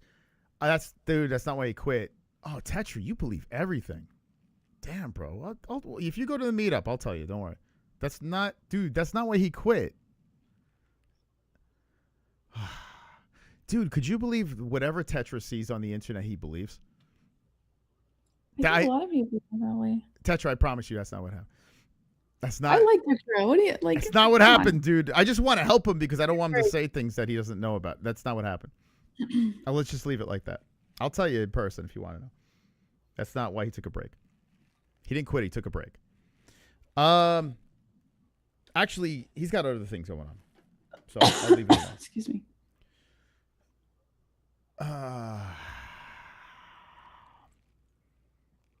Unmute 2 joints? What's he saying? Why is 2 joints saying to unmute him? But thank you, Not Sure, single-handedly getting us to 6 out of 30. Appreciate you, bro. Thank you. Trying to unlock that panel. Means a lot. Means a lot. That guy that hit did you hear that guy hit 50 gifted 2 times on the main channel? Who did? Some guy, I don't even remember who it was, hit 50 gifted memberships twice. So he gifted 100 memberships within like a couple of minutes of each other. That's intense. Dude, I almost dropped to the floor when I saw that. Like I didn't know what to say. Like every once in a while, I'll get sideswiped. Like DRS will hit a banger 500. It's like, what the fuck? This guy did 250 gifted. I was like, wow, man. That threw me off. You don't expect when you see shit like that, you're like, what the fuck? It's crazy. Which do you prefer more, sausage or bacon? See, she hates talking about this. No, it's just a genuine question. What, for breakfast? Like turkey sausage or turkey bacon? Well, it depends. With what? Like on a sandwich? No, like I guess with eggs or just with if it was just eggs alone, it would be the like sausage. eggs in like I don't know, like a pancake or something. I don't know. If like, if it's without the carbs, it's sausage. But if it's on a bagel or some toast, then you have to go bacon. This is common knowledge, Jesse. Well, I don't think so. I think everybody has a different opinion. You got to go bacon on if it's on a sandwich type situation, a wrap, whatever, burrito. I mean, burrito you could do sausage too, but for some reason, if it's a sandwich, if it's a bagel, a bacon, egg, and cheese, it's the way. But I on do a plate, agree that like sausage. Bacon on a carb does taste way better for sure. Yeah. If you do bacon solo, it's good. Don't get me wrong, it's good. It's just not quite the same. Yeah, it doesn't hit it. No. No, I agree with that. Yeah, the sausage now is a more fuller pig fatty meat. No, not pig. Well, turkey. Turkey? All right, turkey, whatever. But it just is more substance to it. It works good. Like sausage, egg, and cheese is good on a bagel and stuff like that. But if we're talking superior combinations, right, you gotta go that route. Yeah, I mean, I guess that's fair. People don't know this. People just think you could just mix and match, do whatever you want. But there's rules. But that's what I was saying. That's what I'm asking you. You were saying, oh, everybody knows this. I don't think everybody does know this. If there's rules to the game, man. Like if you want a superior breakfast, and there's now carbs, you could have the hash browns or the home fries or whatever, but you still need the sausage and the eggs. But now here's the problem. Hash browns make a world of difference, though. I think. Why? But if you have the bacon, if you're eating if you're cutting up a piece of sausage.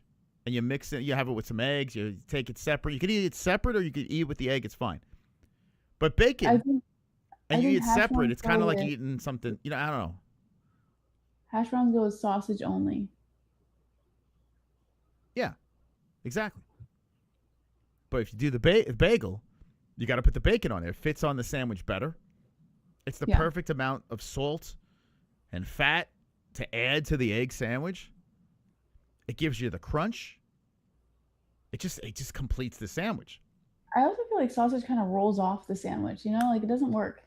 There's a such thing as a BLT. You ever hear of the BLT, Jesse? Would hate a BLT. There's no SLT. Why? You would hate a BLT because they by default come with mayonnaise. Nope. It's a bacon, lettuce, and tomato. The mayo is actually a casual thing you add to the BLT. That's what I'm saying. By default, people put mayonnaise. If you put mayonnaise on a BLT, you're not truly having a bacon, lettuce, and tomato sandwich. You're having it with mayonnaise. Nope. It's not BLTM. It's not that. Mayo does not belong on there. The perfect BLT is just a bacon, lettuce, tomato on toast. That's it. Yeah, I agree that mayo is disgusting, but I'm saying then it's all dry if you just do those three things. You got to put something on there to. But there's no SLT. There's no SLT. Right? The SLT doesn't exist. So this confirms. This confirms. This confirms what I'm saying. Mm-hmm. If the sausage was meant to be on the sandwich, they would have an SLT. The sausage is meant to be separate. It's its own entity. It's its own. Yeah. Okay. Fair enough. People gotta. This is important. I can't believe you even asked me this question. I'm almost insulted that you asked me. Huh? I wanted your opinion. It's a good thing you asked. I can't believe you even guessed. The fact that you questioned it makes me nervous and concerned. Well, I don't know. I think it matters, Moss. What are you doing in this picture? What were you like a female Alfred Hitchcock? What were you doing here? That's none of your business. What were you thinking about? God. And why's your top off in this picture? If my top was off, where's the nips? That's true. It's not off. Yeah, that's right. Alfred Are you going for this? Hitchcock. You know who Alfred Hitchcock is? Yes. Okay. I'm going to show you something real quick. And you tell me. Okay. Mm-hmm. Is this what you're going for? Maybe.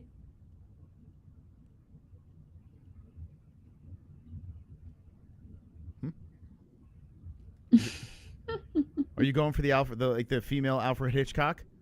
That's possible. You know what the song is? Tell me.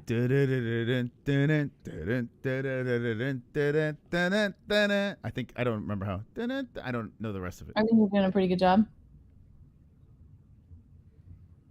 Do you know he was a psychopath, Alfred Hitchcock? Like in real life, he was really. I don't know if you're telling me something about that. I learned that from the Ed Gein. Maybe yeah. that was false. Oh, was that it? Yeah, it was him in there. Maybe it was that. Yeah, he was like complete psycho. Yeah, I remember hearing or seeing something about that. Did you say he was playing Achilles in the new movie Odyssey? I do want to see the Odyssey. Who's playing Achilles? Did you hear about that, Jess? Odyssey?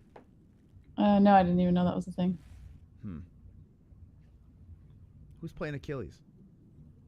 You know, it's an overrated movie. Troy. Overrated? Yeah. I agree with that. It was a little overrated. Like in a rewatch, when I watched it originally, I was like, it's pretty good. And then you watch it again, you're like, it's not as, like 300's better. Yeah, it wasn't that great. It was okay. I actually remember we didn't get through all of it, did we? I don't think so. No, I think we tried like a couple times and we didn't get through it. That and Dune. Odyssey has Elliot Page. She's a dude now. Has Elliot Page. Does she play a guy or a girl? She's a guy now, Elliot Page. Yeah, she's a guy now. Matt Damon, Zendaya, Tom Holland, Robert Pattinson, Anne Hathaway, John Bernthal, Charlize Theron. Is this not stacked? What the hell? The Odyssey. Right? This is Christopher Nolan, right? Oh, dude, this is gonna be phenomenal. Who's it? Wait, is that Achilles? No, stop it. No. No. Is he saying that that's Achilles? Hold on. I think it's Christopher Nolan, right, that's doing this? Yeah, it's Chris. Dude, it's going to be so good. Christopher Nolan's fantastic. Look at this cast. It's John Berthel's awesome. Dude, it's Elliot Page. Are you sure? Elliot's Achilles? Come on. They went from Brad Pitt to Elliot Page?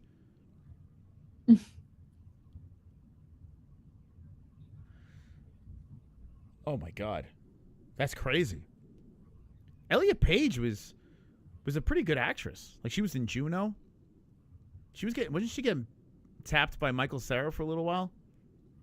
Who? Elliot Page. You know who that is? Yeah, no, I know who that is. This guy. This guy gal. I don't know why. She was kind of cute when she was a girl. Like, she wasn't bad looking. Like she was cute in like a, I don't know, like a girl next door type way. Now she's a dude. Now she's like a cute guy. It looks so bad. Everything is so bad. I don't think I can bring myself to watch it. The aesthetics alone. Dude, Christopher Nolan, he did a shit job in Tenet. We couldn't get through that movie. But everything else is so good. You don't like Christopher Nolan movies? I would want to spit on you for saying that. I would hock a loogie on you for saying it. It's got to be good, man. It's Christopher Nolan, for fuck's sake.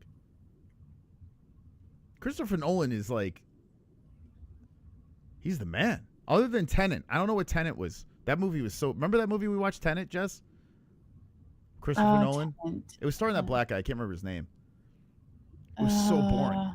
It sounds familiar. I just can't remember it. Okay. Inception, The Dark Knight trilogy. What's it called? The space one with Matthew McConaughey. What was that? Interstellar. I mean, we're talking bangers. Bangers. You got to see the Odyssey. Gotta see it. Gotta see it. It's gonna be good. It can't be bad. Is that Matt Damon though? Matt Damon's in great shape, huh? Yeah. He's back to Goodwill Hump. I can't take Tom Holland seriously though. What? Like I can see Tom Holland turning into a woman. I like Tom Holland. He's kind of, I don't know. He's like a shit He's Spider-Man. a little girly. He's too effeminate. No? Yeah, he is a little girly, but you know what I think it is? It's just like it kind of feels like he hasn't hit like full man threshold yet. That's all. He's still very like boyish. He's a full-grown man. He's banging Zendaya. She's taller than him. Did you know that? They're married now, or they got engaged. Yeah, she's bigger than him. So she's like bigger. I guess because he's Spider-Man, he can get away with it. But yeah, you're upset. Like if you wear heels, you would be taller than me. She's just naturally. I just think it doesn't look right. Like I feel like the man should be taller. So then, what do you think about Tom Holland and Zendaya? Like in just regular shoes? I do think it looks goofy, but I'm not here to judge their relationship. You know Zendaya's like 6 foot. Did you notice? And she's beautiful. I can't blame him. You know? Not for me, man. That's too big. That's too big of a girl. That's too much girl. Zendaya height. Let's see. He likes to climb the tree. I don't know. She's 5'10". Okay. Look, here they are. Who's the man in this relationship? I mean, come on. What the fuck is happening here? This is crazy. She's 5'10". And he is what? He's got to be like what, 5'8"? Oh, she got heels on there, I think. I don't know. It looks like he's got heels on as well, though. Yeah, what do you think? You think they make a cute couple? Look at them. They're both wearing heels. Look at Tom Holland's heels. Holy shit. You see these heels he's got on? Oh, my God. Fucking Spider-Man. Spider-Man lit. Look at him. Well, you have to when you're standing next to her. Yeah, she's got heels on, too. So he's like, I guess I got to wear the heels, too. And he's still shorter.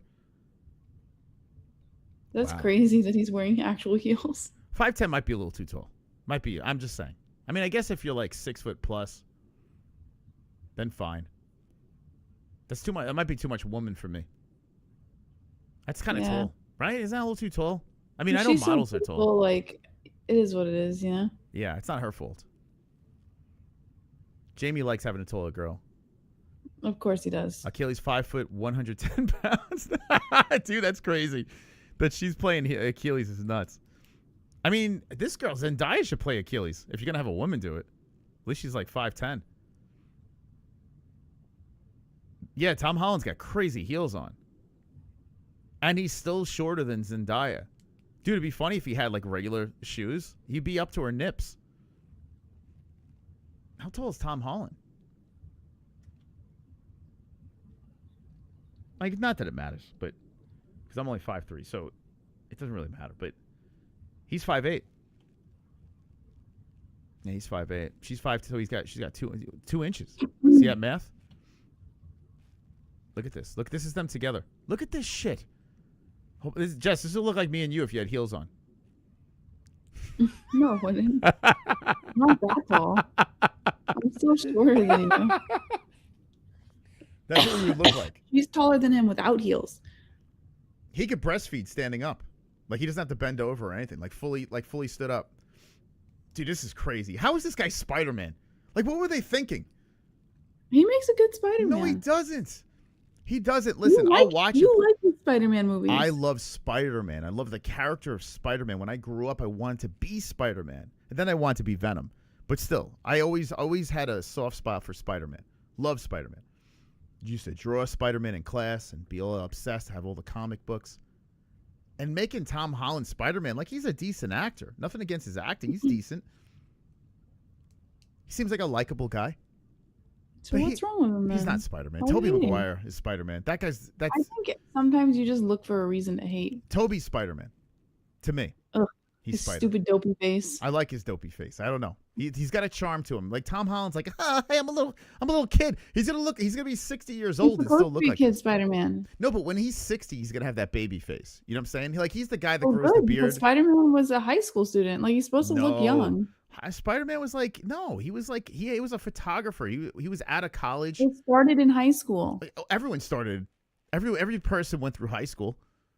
No, I'm saying Spider-Man started in high school. But he still looks like he's in high school. He's supposedly like in the college days now. But he still looks like he's in high school. Like the movies now. He graduated in the last movie. No, they're in college. They're all doing the college shit, and he still looks like supposed to look 20 years older. He looks like a child. He looks like a damn child. Like he doesn't look like a man. No, I think he's just looking for a reason to be negative. It's Spider-Man, not Spider-Boy. Like if it was a prequel, okay, fine. Dude, this is not Spider-Man. This is wrong. They got this wrong. You like it. I love Spider-Man, but I don't like this Spider-Man. He's my least favorite. I mean, I would go Andrew Garfield better than him, and he was in some terrible movies. I disagree severely with that one. I would say Andrew Garfield's better looking Spider-Man than him. He looks at least like a man. This is not a man here, guys. I don't know what this is. This is crazy. It's not Spider-Man. But Zendaya likes that. Could you imagine these guys in the bedroom, what this would look like? It would look like some sort of fetish video with these two. Right? They must be into kinky shit, right? I would imagine. Do you think they role play and he pretends he's like some sort of like... That's weird. Like she's like the hot teacher or something and he's a kid? Probably. Why do they need to role play? They're acting. They're always acting. They don't need to role play. They have like a class? They have like a class in their like their role play like is a little their class work. set up in their bedroom. And then we're about to have sex. She pulls out a ruler and starts spanking him on the ass with the ruler. I want to vomit. I don't know. Hollywood's crazy. It's a crazy place. Imagine being in that world though. Like in the spotlight all the time. Like I know I'm a massive superstar and you left the spotlight. But imagine being infused in Hollywood, the actors and the actresses, all the fancy parties. Too much. I gotta be honest. It's nice. It's nice in the peace. Mm-hmm. You know, behind the scenes, baking quaint. cakes. It's cozy over here. When I go to Myanmar and they have those parades for me, are you gonna miss me? No, I'll be there with you, but I'll just like be hiding underneath like the vehicle, the float, you know, like I'll be the one driving the float. You'll drive the float of me in Myanmar with all my people, my Myanmar people. Yeah. You'll be around all the like Myanmar dancers and I'll just be driving the float.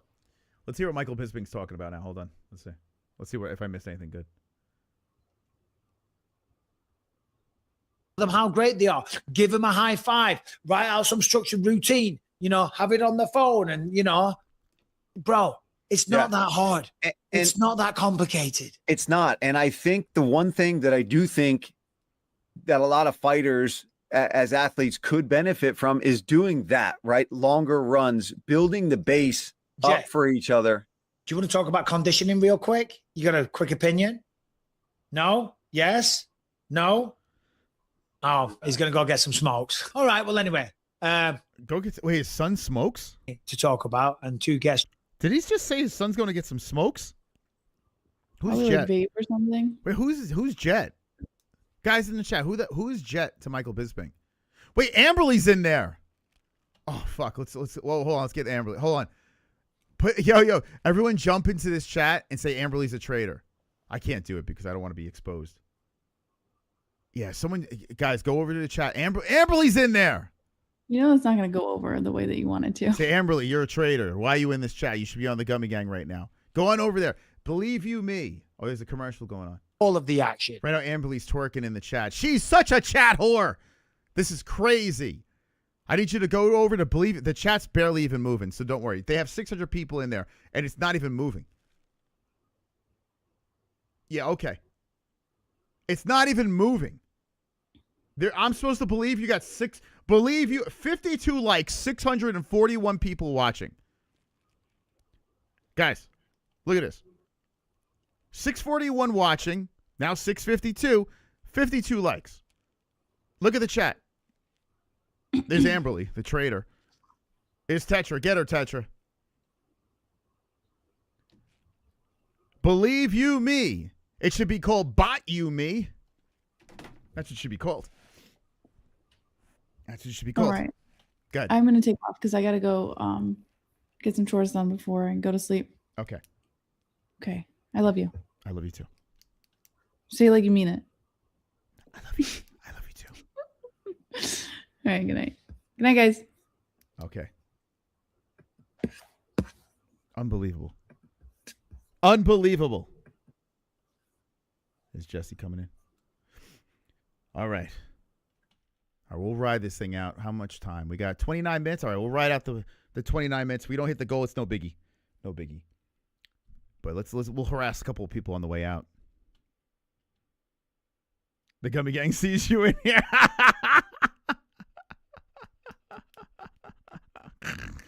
Oh my God. To Brian and Harrington, at least I don't. 648 people, 56 likes.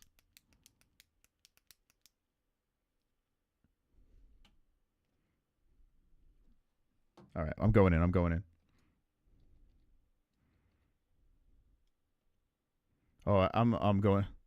Hold on. I guess I'm going in as the MMA-Holes. I thought I was going in as Gummy Gang.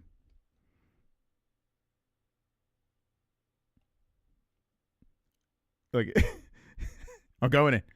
I'm going in.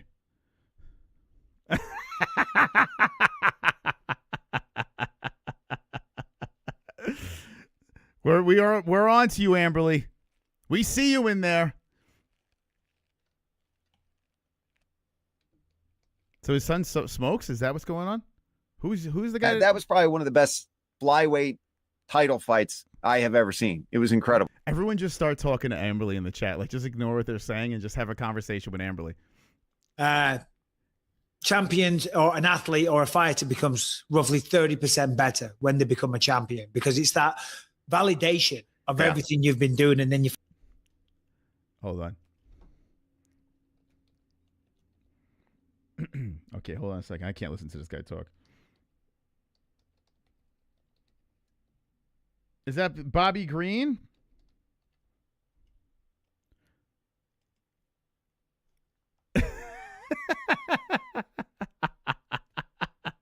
Goddamn incredible King Green joining us. What's up, King? How you doing, buddy? Let's see what we got. Give us a smile, you miserable bastard. How you guys been? It's an honor to be on the show. Oh, dude. Oh, Yeah, especially when they got 680 people watching with 57 likes. you get it done again, man. You get it done again. Holy shit. Incredible performance. Skills pay the bills. Skills pay the bills. Like, a lot of these people, they think because we lose, you know, they can fall off your bandwagon and think like, oh, you're washed. Kevin, what's Amberly doing over there, Kevin? And it's just like, I know the person I am. Skills pays the bills. And my skills are going to definitely keep me around this division. Well, you haven't changed your style one little bit. Respectfully, you know, I mean, what are you now, Bobby? 38, 39? 39. 39. And as I said, not talking shit, but like a lot of people think that as we get older as fighters, the reflexes start to go. You are quick, slick. You got the hands. Okay, I'm already bored, man. Okay. Hopefully Amberly has a good time over there. I'm already bored. Damn, I like Bobby too. I'm bored. You're trying to make it professional. Don't believe all the numbers that you see. I told her she broke our hearts. I'm telling you, man. Could you believe that? Cheating on us? With a pre-recorded show. They're not even live right now. This is what I'm saying. Like, you could always go back to that. That is a premiere, which means, for those that don't know, a premiere is a pre-recorded video that they make go live to try to con you into thinking it's live, but it's not. It's a premiere. It already happened. They recorded this already. But people in the chat have been fooled. All those real people in the chat have been fooled.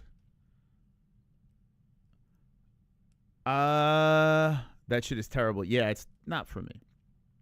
I'm sober laying in bed at this particular juncture. All right, Kevin. All right, I hope everyone's sick over here, man. The whole freaking family is sick. Like, I'm holding strong. I had a headache yesterday, but I think it was allergies. But today, the kids, the snot. My daughter's got the whole like sneezing and the snot yo-yo coming out of the nostrils. My son crawled into bed with us, and I'm woken up by him coughing in my face. Like, I'm like, cover your mouth, you little two-year-old shithead. And he just turning around, right in my face. I'm like, bro, man, have some decency. What are you trying to do, man? I can't be doing the show all sick. And then I rollerbladed with them around the house today. That was a pre-show activity that we did.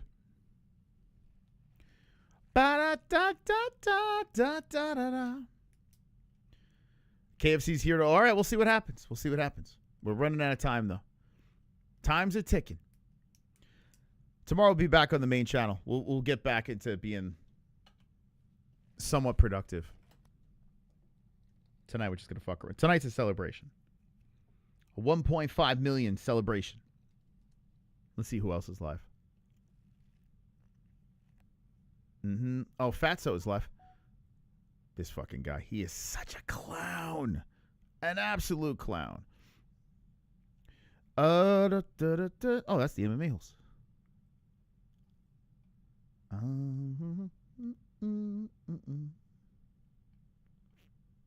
UFC 6 beta is over and it's time to be honest.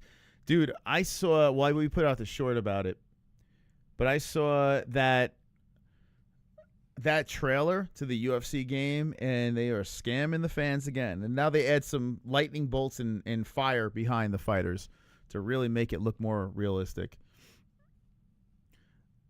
Clean work by Logan. He almost took me out today. I'm not jumping on panel tonight, soldiers, but I'm in the chat hanging for sure. All right. Does MMA Joey believe that he's saying... I don't know. I blocked him, so I don't know. I don't know what he's saying on Twitter. I have maybe 4 people blocked, and he's one of them. I don't want to know anything that guy's saying, to be honest with you, because he's scum of the earth. He is not a good person. Not a good person at all. All right. Let's see. No one else is live? Look at this. When me and Jesse got engaged, this is on UFC Live.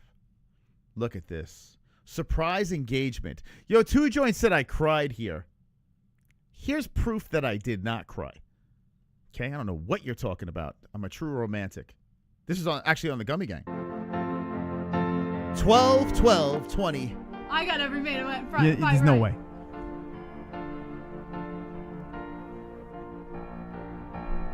It's a draw.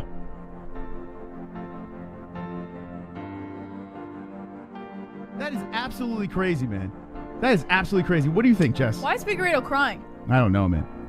He has no reason to cry. He's still holding. What? What is that? Oh, what is that, boss? Well, how did? What is that, boss? What is that, boss? What is that? Wait, hold on. I gotta go back. What was that? No, that must have been a What glitch. was that? I don't. Hold on. Let me just see. Let me just take a look for a second here. Oh, my heart's pounding out of my chest. What the? Ladies and gentlemen, to the people who stayed this long into the stream, 4 years we've been doing this show, and I found my best friend in the whole world, Jesse Bell. So what I'm going to do right now is something I probably should have done a long time ago. I'm going to give her this because she is the greatest person that ever came into my life, and I'm going to share this with my family out there. Thank you, Jesse, for being the love of my life. Thank you, Jesse, for being the mother of my child. And thank you, Jesse, for just being you. Will you marry me? Oh my God. Answer me. Yes, of course, yes.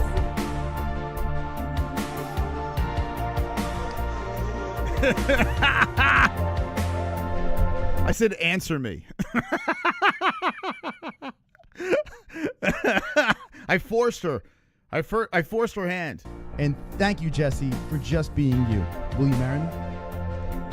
Oh my God. Answer me. Yes, of course, yes.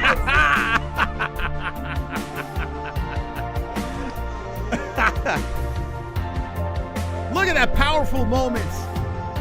Look at that.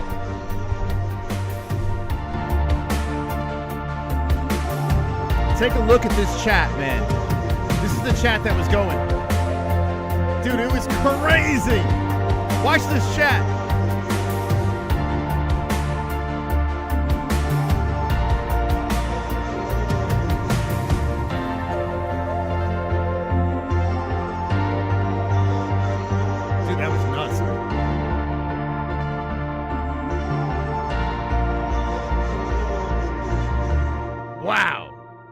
Dude, did you see that chat? That was, I thought for sure, because like that was right after a fight ended, and we had a bunch of people still hanging out, and I dropped that. It was after Figueiredo versus Moreno, and dude, the chat was so fucking cool, man.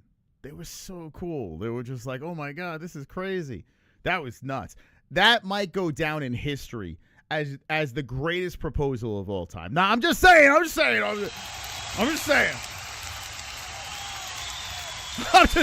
Guys. I'm just saying.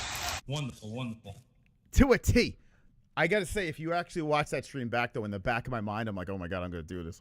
I can't fucking believe I'm going to do this. Like, I was dreading it because I didn't know how the chat was going to respond. I was like, I'm going to muff this. I was like, this is not going to work. It worked.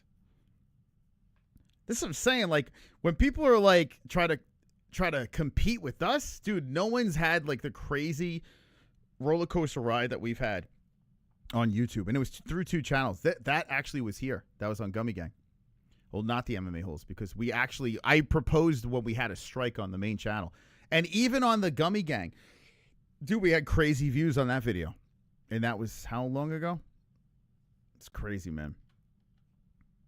It's kind of, I mean, it is kind of emotional to think how long we've been doing it. It like a lot of times I reminisce and think about that shit. Yeah, so that was 12/12/20. Jesus. Crazy, man. So we'll go on a nice nostalgic journey in August. We'll go down the rabbit hole a little bit. A lot of MMA holes don't know a lot of the shit that happened. Jess and I was bowling, and she threw the ball, and when she turned around, I was on one knee behind her. My Jess and I was bowling when she threw the ball? Wait, there must be more to this. Hold on. Could have opened the box at least. My Jess and I was bowling, and she threw the ball, and when she turned around, I was on one knee behind her. Not as good as mine. Sorry, mine was better. But in fairness, I have a little bit of an edge.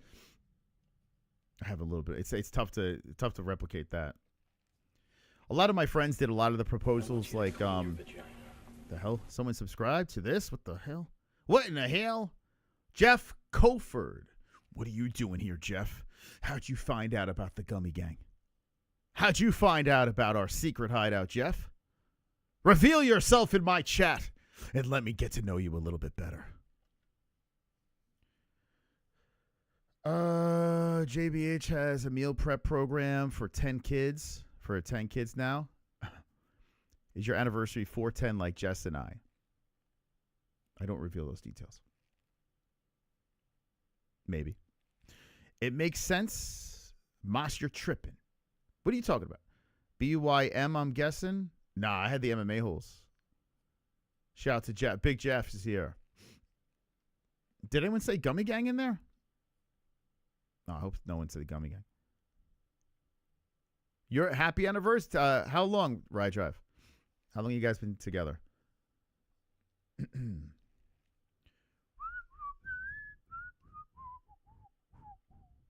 That song sounds like something out of what's it called? Someone Like You. Oh, what was that band called? You Somebody. What the hell's the name of that band? It sounds like them, but it's not. It's like some generic song that I had. Like some royalty-free. 22 years. Heck yeah, man. Ride Drive. 22 years of bliss. Congratulations. Kings of Leon. Yeah, I couldn't think of the name. It doesn't. Doesn't that song sound like a Kings of Leon? Like they would put that shit together? Man, I'm happy that I was able to pull that off because I was terrified that wasn't going to work. Or I was going to fall flat and the whole chat was going to be like, gay! Don't do it! Like I was afraid I was going to get all that shit. I was like, damn, man. It was a roll of the dice.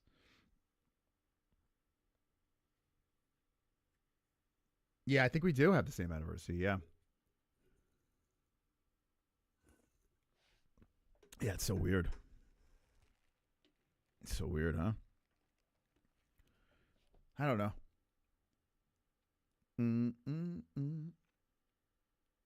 Oh, Amberly said Gummy Gang. Damn it, Amberly. Stay over there at the BYM, whatever the hell. We don't want you over here, Amberly, you traitor. Watching a pre-recorded stream over a live stream in the flesh.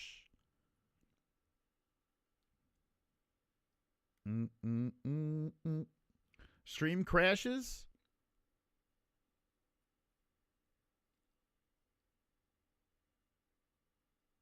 Yeah, and it worked, man. It worked. I was surprised. I was a little nervous. And I wasn't sure how she was going to react because she doesn't really show emotion. So I was like, what if she's like a dud? She couldn't say no because she had a baby in her at the time. So she couldn't really say no. She had to say yes. She had no choice. But she didn't expect it, that's for sure. Tetra said it too? Wait, Tetra said Gummy Gang too? Bullshit. You doing the Netflix card Saturday? Yeah. Yeah. We'll be doing both. I haven't figured out how I'm going to do this. Because, thank you, Ride Drive, man. How many, 72 months on the Gummy Gang. Wonderful, wonderful. Thank you. Let's see. Let me see. What time does this Netflix card start?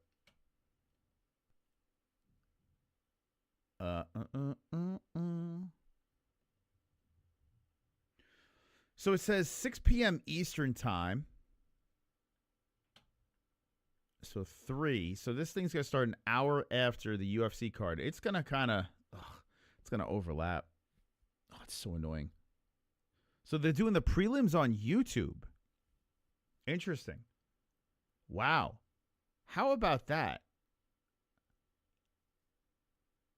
It's in Inglewood, California. So if you're in Inglewood, they have plenty of seats available. I don't know if you guys saw that. Oh, man. Why is the UFC just saying... Like, Dana White's being cool about it. He's saying, hey, good for Ronda. Hope she does well over there. And he's being cool. Why couldn't Dana just start the card earlier?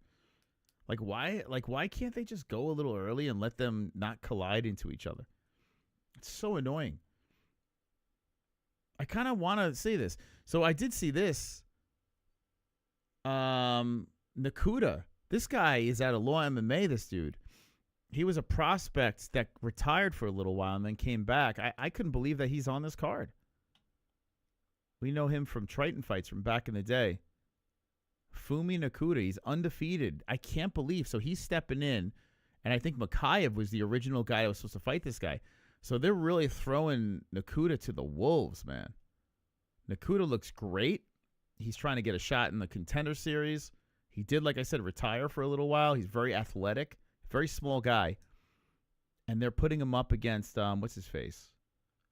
This dude that fought Mighty Mouse. Adriano Moraes.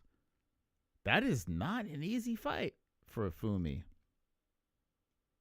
So he's filling in. I kind of want to see that. Man, Topology working slow as fuck.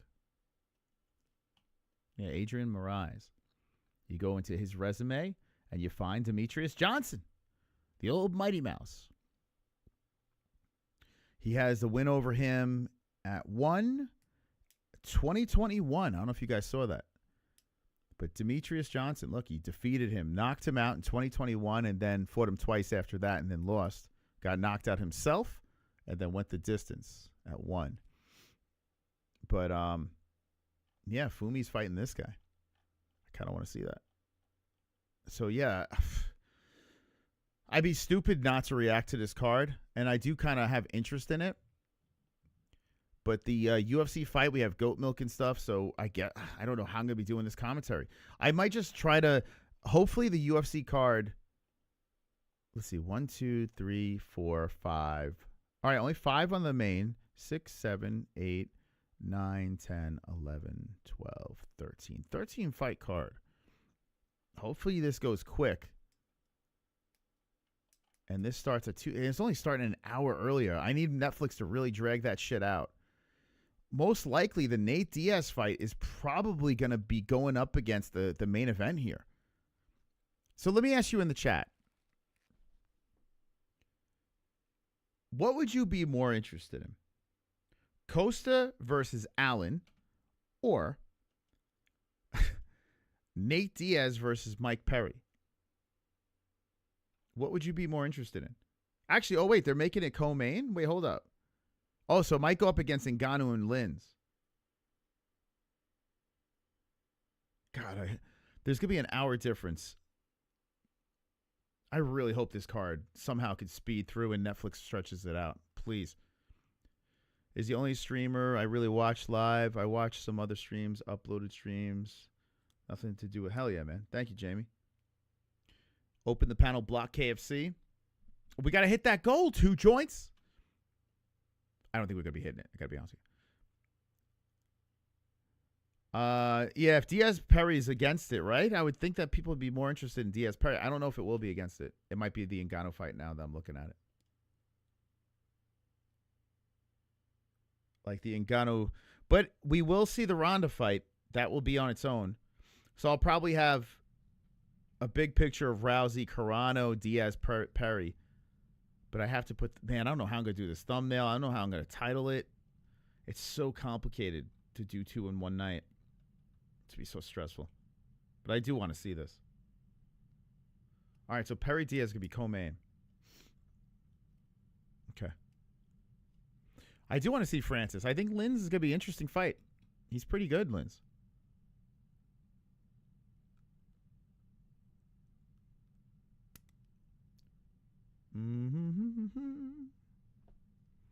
Yeah, I broke no rules. Gummy Gang is a GG is allowed. Oh, see, so he only said GG? Okay, fair.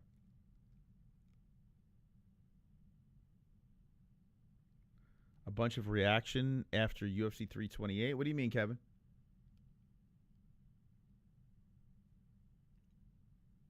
This month started really good, though, man. Numbers-wise, it's going to look good. May's going to be a good month for us. Numbers-wise, so that's kind of cool. Yeah, this weekend should be interesting. The Netflix card's going to get some sort of buzz. It just feels flat, though, this lead-up. Like, it doesn't feel like any juice. The main channel tomorrow, I'll really dive into it. Michael Anzalone. Michael Anzalone. You should start doing body cam reactions. There's a recent one where a guy got caught jacking it inside a police station. Wait, what? Body cam reactions? Is that a thing? I gotta start working out again, man. Everyone's been sick and I've been running around and I gotta start. You guys slacking? You guys working out? What are we doing? I've been slacking a lot. We gotta at least get back to the pull-ups or something. Body cam reactions. Oh, I wanted to react to maybe I'll do it now. Before we get out of here. Maybe we'll end with this.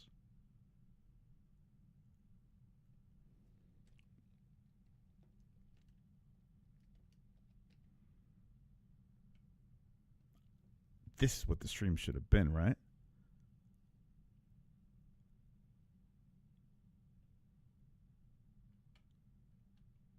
This is what we should have done. Pentagon just released new documents and videos from its secret UFO files. What's up with this guy's head? This guy looks like a UFO. And they raise an age-old question, are we alone in the universe? Now, dozens of videos... You see Din, Dustin, and Weidman show? No. I really don't watch anyone's shows. What the fuck? The hell's it? Hold on a second. Yeah, I don't watch anyone's shows. I mean, one of the reasons is I have no time to do it. Michael Anzalone. Michael Anzalone. Give me a second. Okay. Showing unidentified objects were declassified. Someone was saying this object here looks like the spaceship in Superman. Did you see that? Like one of the Superman movies from Krypton. It looks like the spaceship that Kal-El came down in. Do you think Krypton is real? Including this one from. You watch Mexican. I don't watch anyone, dude. I don't watch Mexican martial arts, but I love Mexican martial arts. He's a great dude. But in fairness, I don't watch anybody. So it's just me. I don't have the fucking time to do that. 2013 shows especially when my teams are in the playoffs. Forget it. My devotion goes there. Or if I'm recording something with Jesse, or I'm doing some behind the scenes for this shit. Star-like object apparently floating in the sky. Astrophysicist Neil deGrasse Tyson has some ideas on the search for life beyond Earth, or maybe their search for us. They appear in his new book, Take Me to. Make sure if you want to buy his book, there it is. Your leader. Man, I haven't read a book in years. It's been forever since I read a book. Now people just do the audio books. I guess that's the easy way of doing it. On your first alien encounter with me. You can get it by scanning that QR code right there. Wait, why are they all laughing? Here on your screen. And here with us, we have there he is. Neil deGrasse Tyson. Was that your alien impression? That was. I thought it was pretty good. I've been owning it. I am an alien. I learned it on Mars.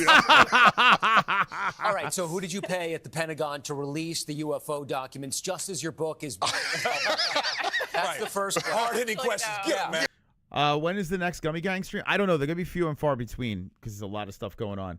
But, yeah, and we're doing more of the one events. We'll get back to a Fuko Friday soon. I would like to at least do one a month for Fuko Friday, but the one streams have been so much fun, so I don't know. We'll see. Gummy Gangs are, we'll be here when I can get on. I'm gonna get on. Do you believe any of this? Does this tell us anything? Reveal anything we didn't know already?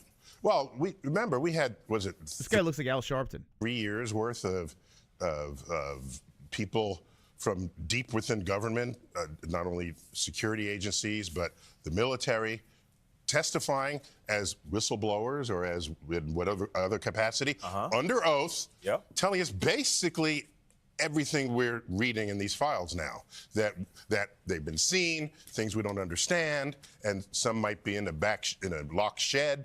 So I'm kind of saying, all right, it's a little bit anticlimactic. Okay. Why don't you just bring out the alien? Then nobody has to believe anything. Right. I don't have to believe that they exist because you'll have the alien walking the halls of Congress. Right. Okay, all right, so this guy's a knucklehead. This guy sounds a little retarded. Breaking: Trump releases UFO files.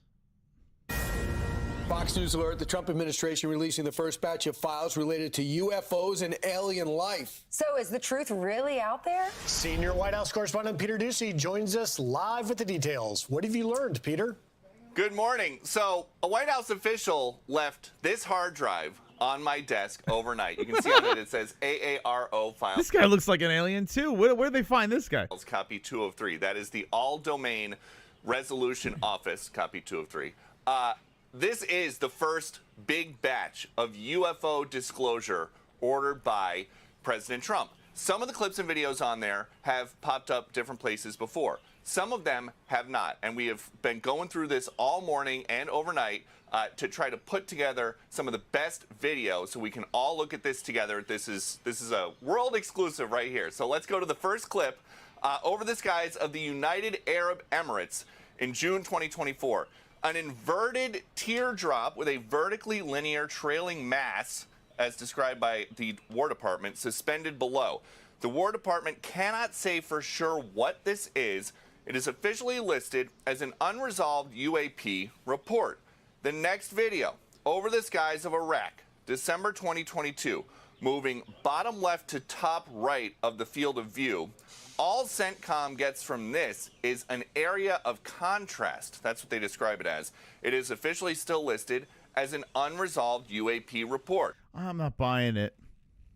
Next video, over the skies of Greece, October 2023. What is described as a small and circular UAP flying near the surface of the ocean towards land.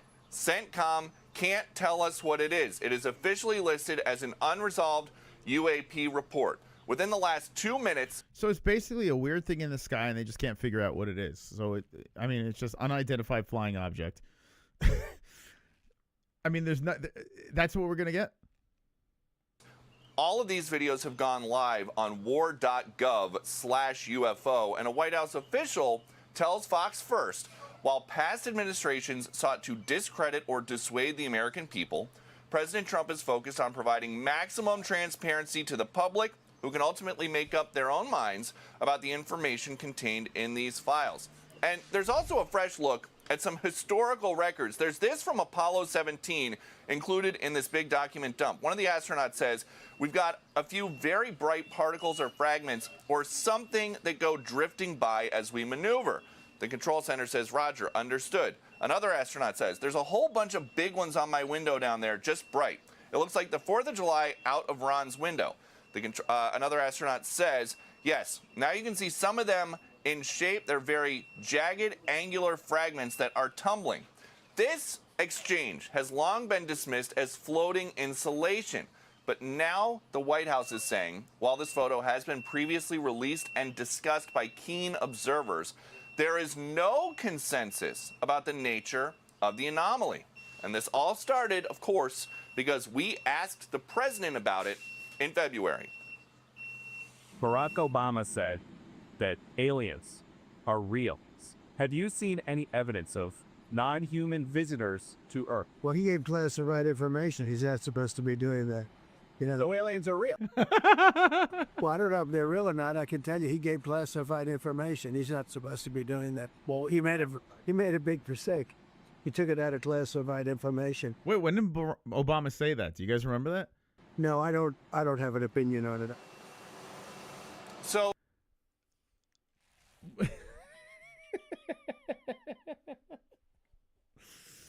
I believe in aliens, but I don't think there's anything going on here. The government is trying to answer the question, do aliens exist? And the answer is they don't know, but in an effort of transparency, they are giving us all of the material that they are working with as they try to answer that question. All right. Back to you. All of the stuff that they're working with is the same bullshit we've seen from just regular people with cell phones and stuff. Peter, so many questions. The internet has been ablaze about this for a long time. And one of the things that the unidentified anomalous phenomena people want to know is what the government has collected from belief that these things crashed. There was crash retrieval and that we have some sort of evidence. Is there anything in this batch of released files that would answer that question? There's nothing in this batch, but we've been told that this is about to become a regular thing because there are hundreds of documents and dozens of pieces of media, videos and photos that are contained on this drive that has just been uploaded to the new website, which is War. What about like the Area 54 stuff? Like, isn't there like a bunch of shit? Didn't they actually like study a bunch of shit or something like that? Like, aren't we supposed to find out about that, or is that a bunch of nonsense? .gov/UFO. There is nothing like that in this batch, but they are going through and they are working to declassify. You know, we need Mulder and Scully for this. Where's Mulder and Scully when you need them? They would have this all figured out. Oh, what did I say? 51? Did I say Studio 54? What did I say? Whatever they can because 51, President Trump told them to. And this. They're demon fallen angels, interdimensional beings, not extraterrestrials. Yeah, I don't believe that. But I do think there's something out there for sure. You think there's demons in the sky? Oh, I said 54. Yeah, maybe I meant Studio 54. But 51, yeah, correct. It might as well be. I think there were aliens in Studio 54 walking around. I'm pretty sure. It would be kind of cool if they're demons, though. I think there's demons walking the earth, though, to be honest with you. Like, I believe in that. I think some people on this planet are straight up demons. I also think, I believe this as well. Have you ever had a situation with somebody, whether it's an argument or a debate, and it goes so sideways where you're like, that is not a rational person talking. Like, that is someone that is possessed at the moment. Like, there's something not right between the ears. Like, it's almost like they've been taken over. And then all of a sudden, when they calm down, that's gone. Right? That whole weird, I'm going to say the worst possible things to you, just completely leaves. I truly believe, and I stand by this, that people get possessed in certain moments of argument, anger. I feel like anger opens a door to a demon. I'm telling you, man, because I've had some arguments with people where I'm like, the shit you're saying is insane. Like, it's insane. It's not even like, dude, I feel like I'm speaking to the devil. And then it's gone. Like, that's a snap of the fingers. It's just completely gone. So I believe in that. And I'm not a God-fearing man or anything like that, but I do believe that there's some sort of evil that just takes over people here and there. And then you look at, these crazy leaders that do horrific things. There's got to be some sort of evil out there. The fallen angels have their own technology. Whoa, that's deep. See, I got to get high for that. But I'm interested. I just watched a 4-part documentary on the Amityville horror, starting with the murders. It's really good. Vince, where do you live, Vince? Because I remember I used to visit the Amityville house. Like, me and my buddies, we would do our rounds, and we would go to that house. Nothing special, but we would just go there because we were not too far from Amityville, just to pass by and see the house and all the crazy shit that happened over there. Nothing impressive in real life, but what a story that is, right? They're smarter than people can imagine. I just don't think we have all the answers, to be honest, whatever the hell's going on. I think that maybe some people have some knowledge, but no one has all the answers, and some real weird shit that are unexplainable that we wouldn't be able to wrap our brains around. This is different than when he ordered the Kennedy files. What a letdown this was, huh? Like, to be unclassified and just release. You know what? Go back to the Epstein files. Let's arrest all those motherfuckers. Like, what are we doing here? Like, how do we not have all the Epstein files released and everyone fucking arrested that's involved in this? How come Ellen DeGeneres is still able to walk free? And these politicians that were all involved in this shit. Like, what's happening here?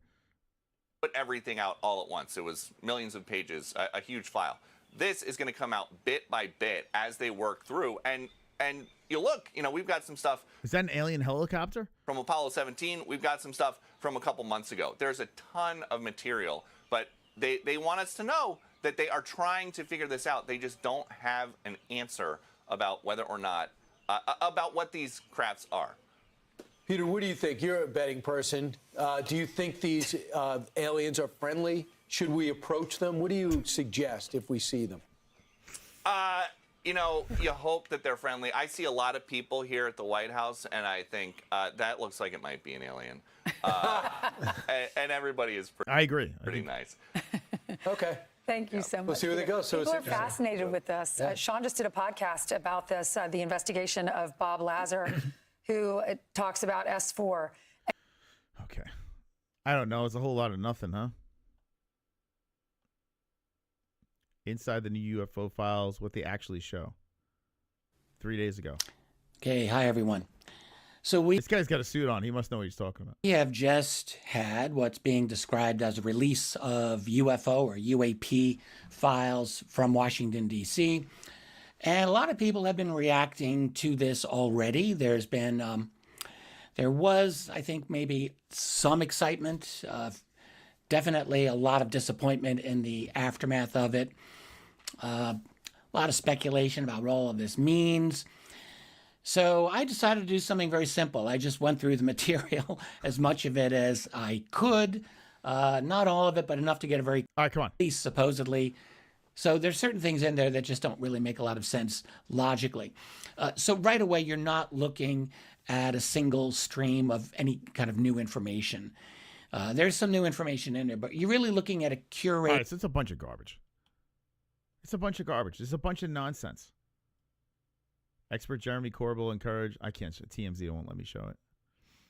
So it's a bunch of bullshit.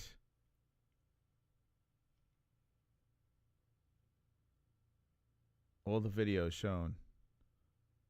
The Independent. Headed in a polar orbit, you heard Frank Borman say, plus Jim Lovell discussing the booster. It was Borman who reported.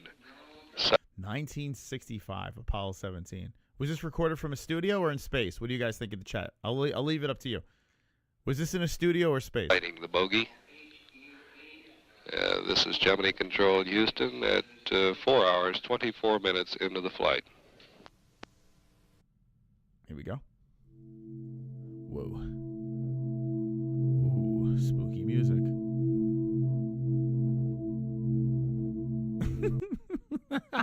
You can't. Whoa. Right, let's mute this. There's that thing flying. What is that? What is that over there? Is that Jarrell? You think studio? What is that? What is that? What the hell is that? And you can't release this shit and not tell us what the fuck you think it is. Like, tell us if you think it's an alien. Nah, I just don't know what it is. We saw this. We have no idea. It's unidentified. Well, do you think it's an alien or something? Like, what do you think it is? Or you think it's all bullshit? It's so infuriating. One day we're going to get some juicy stuff. One day. It just looks like Atari. Looks like old Atari footage.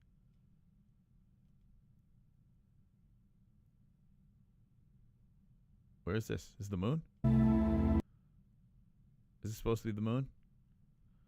United Arab Emirates. You can see Hamzat running by. So the black dot is what the fuck? Why is there a black dot on the screen? It's like a bunch of nonsense.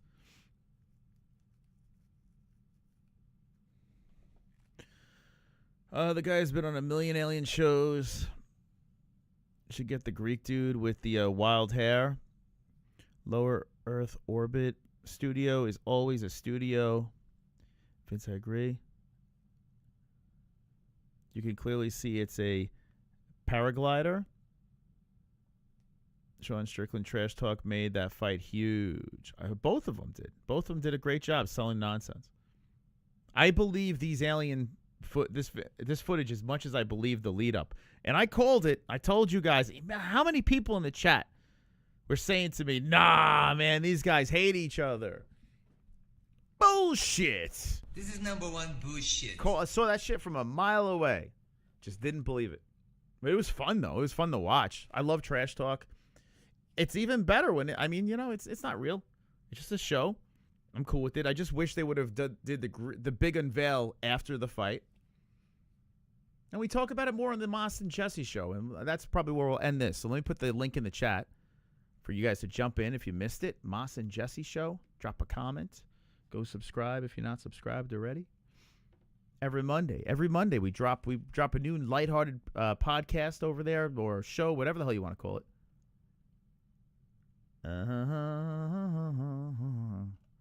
I'll drop that in the chat right here.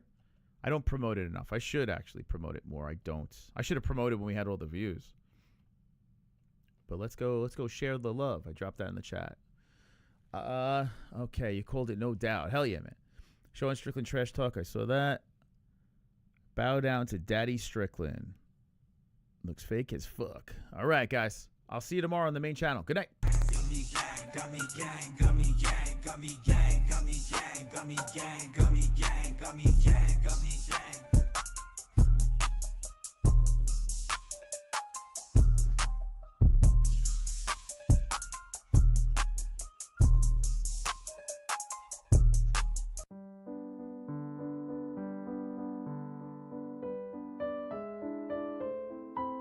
COSTA gang.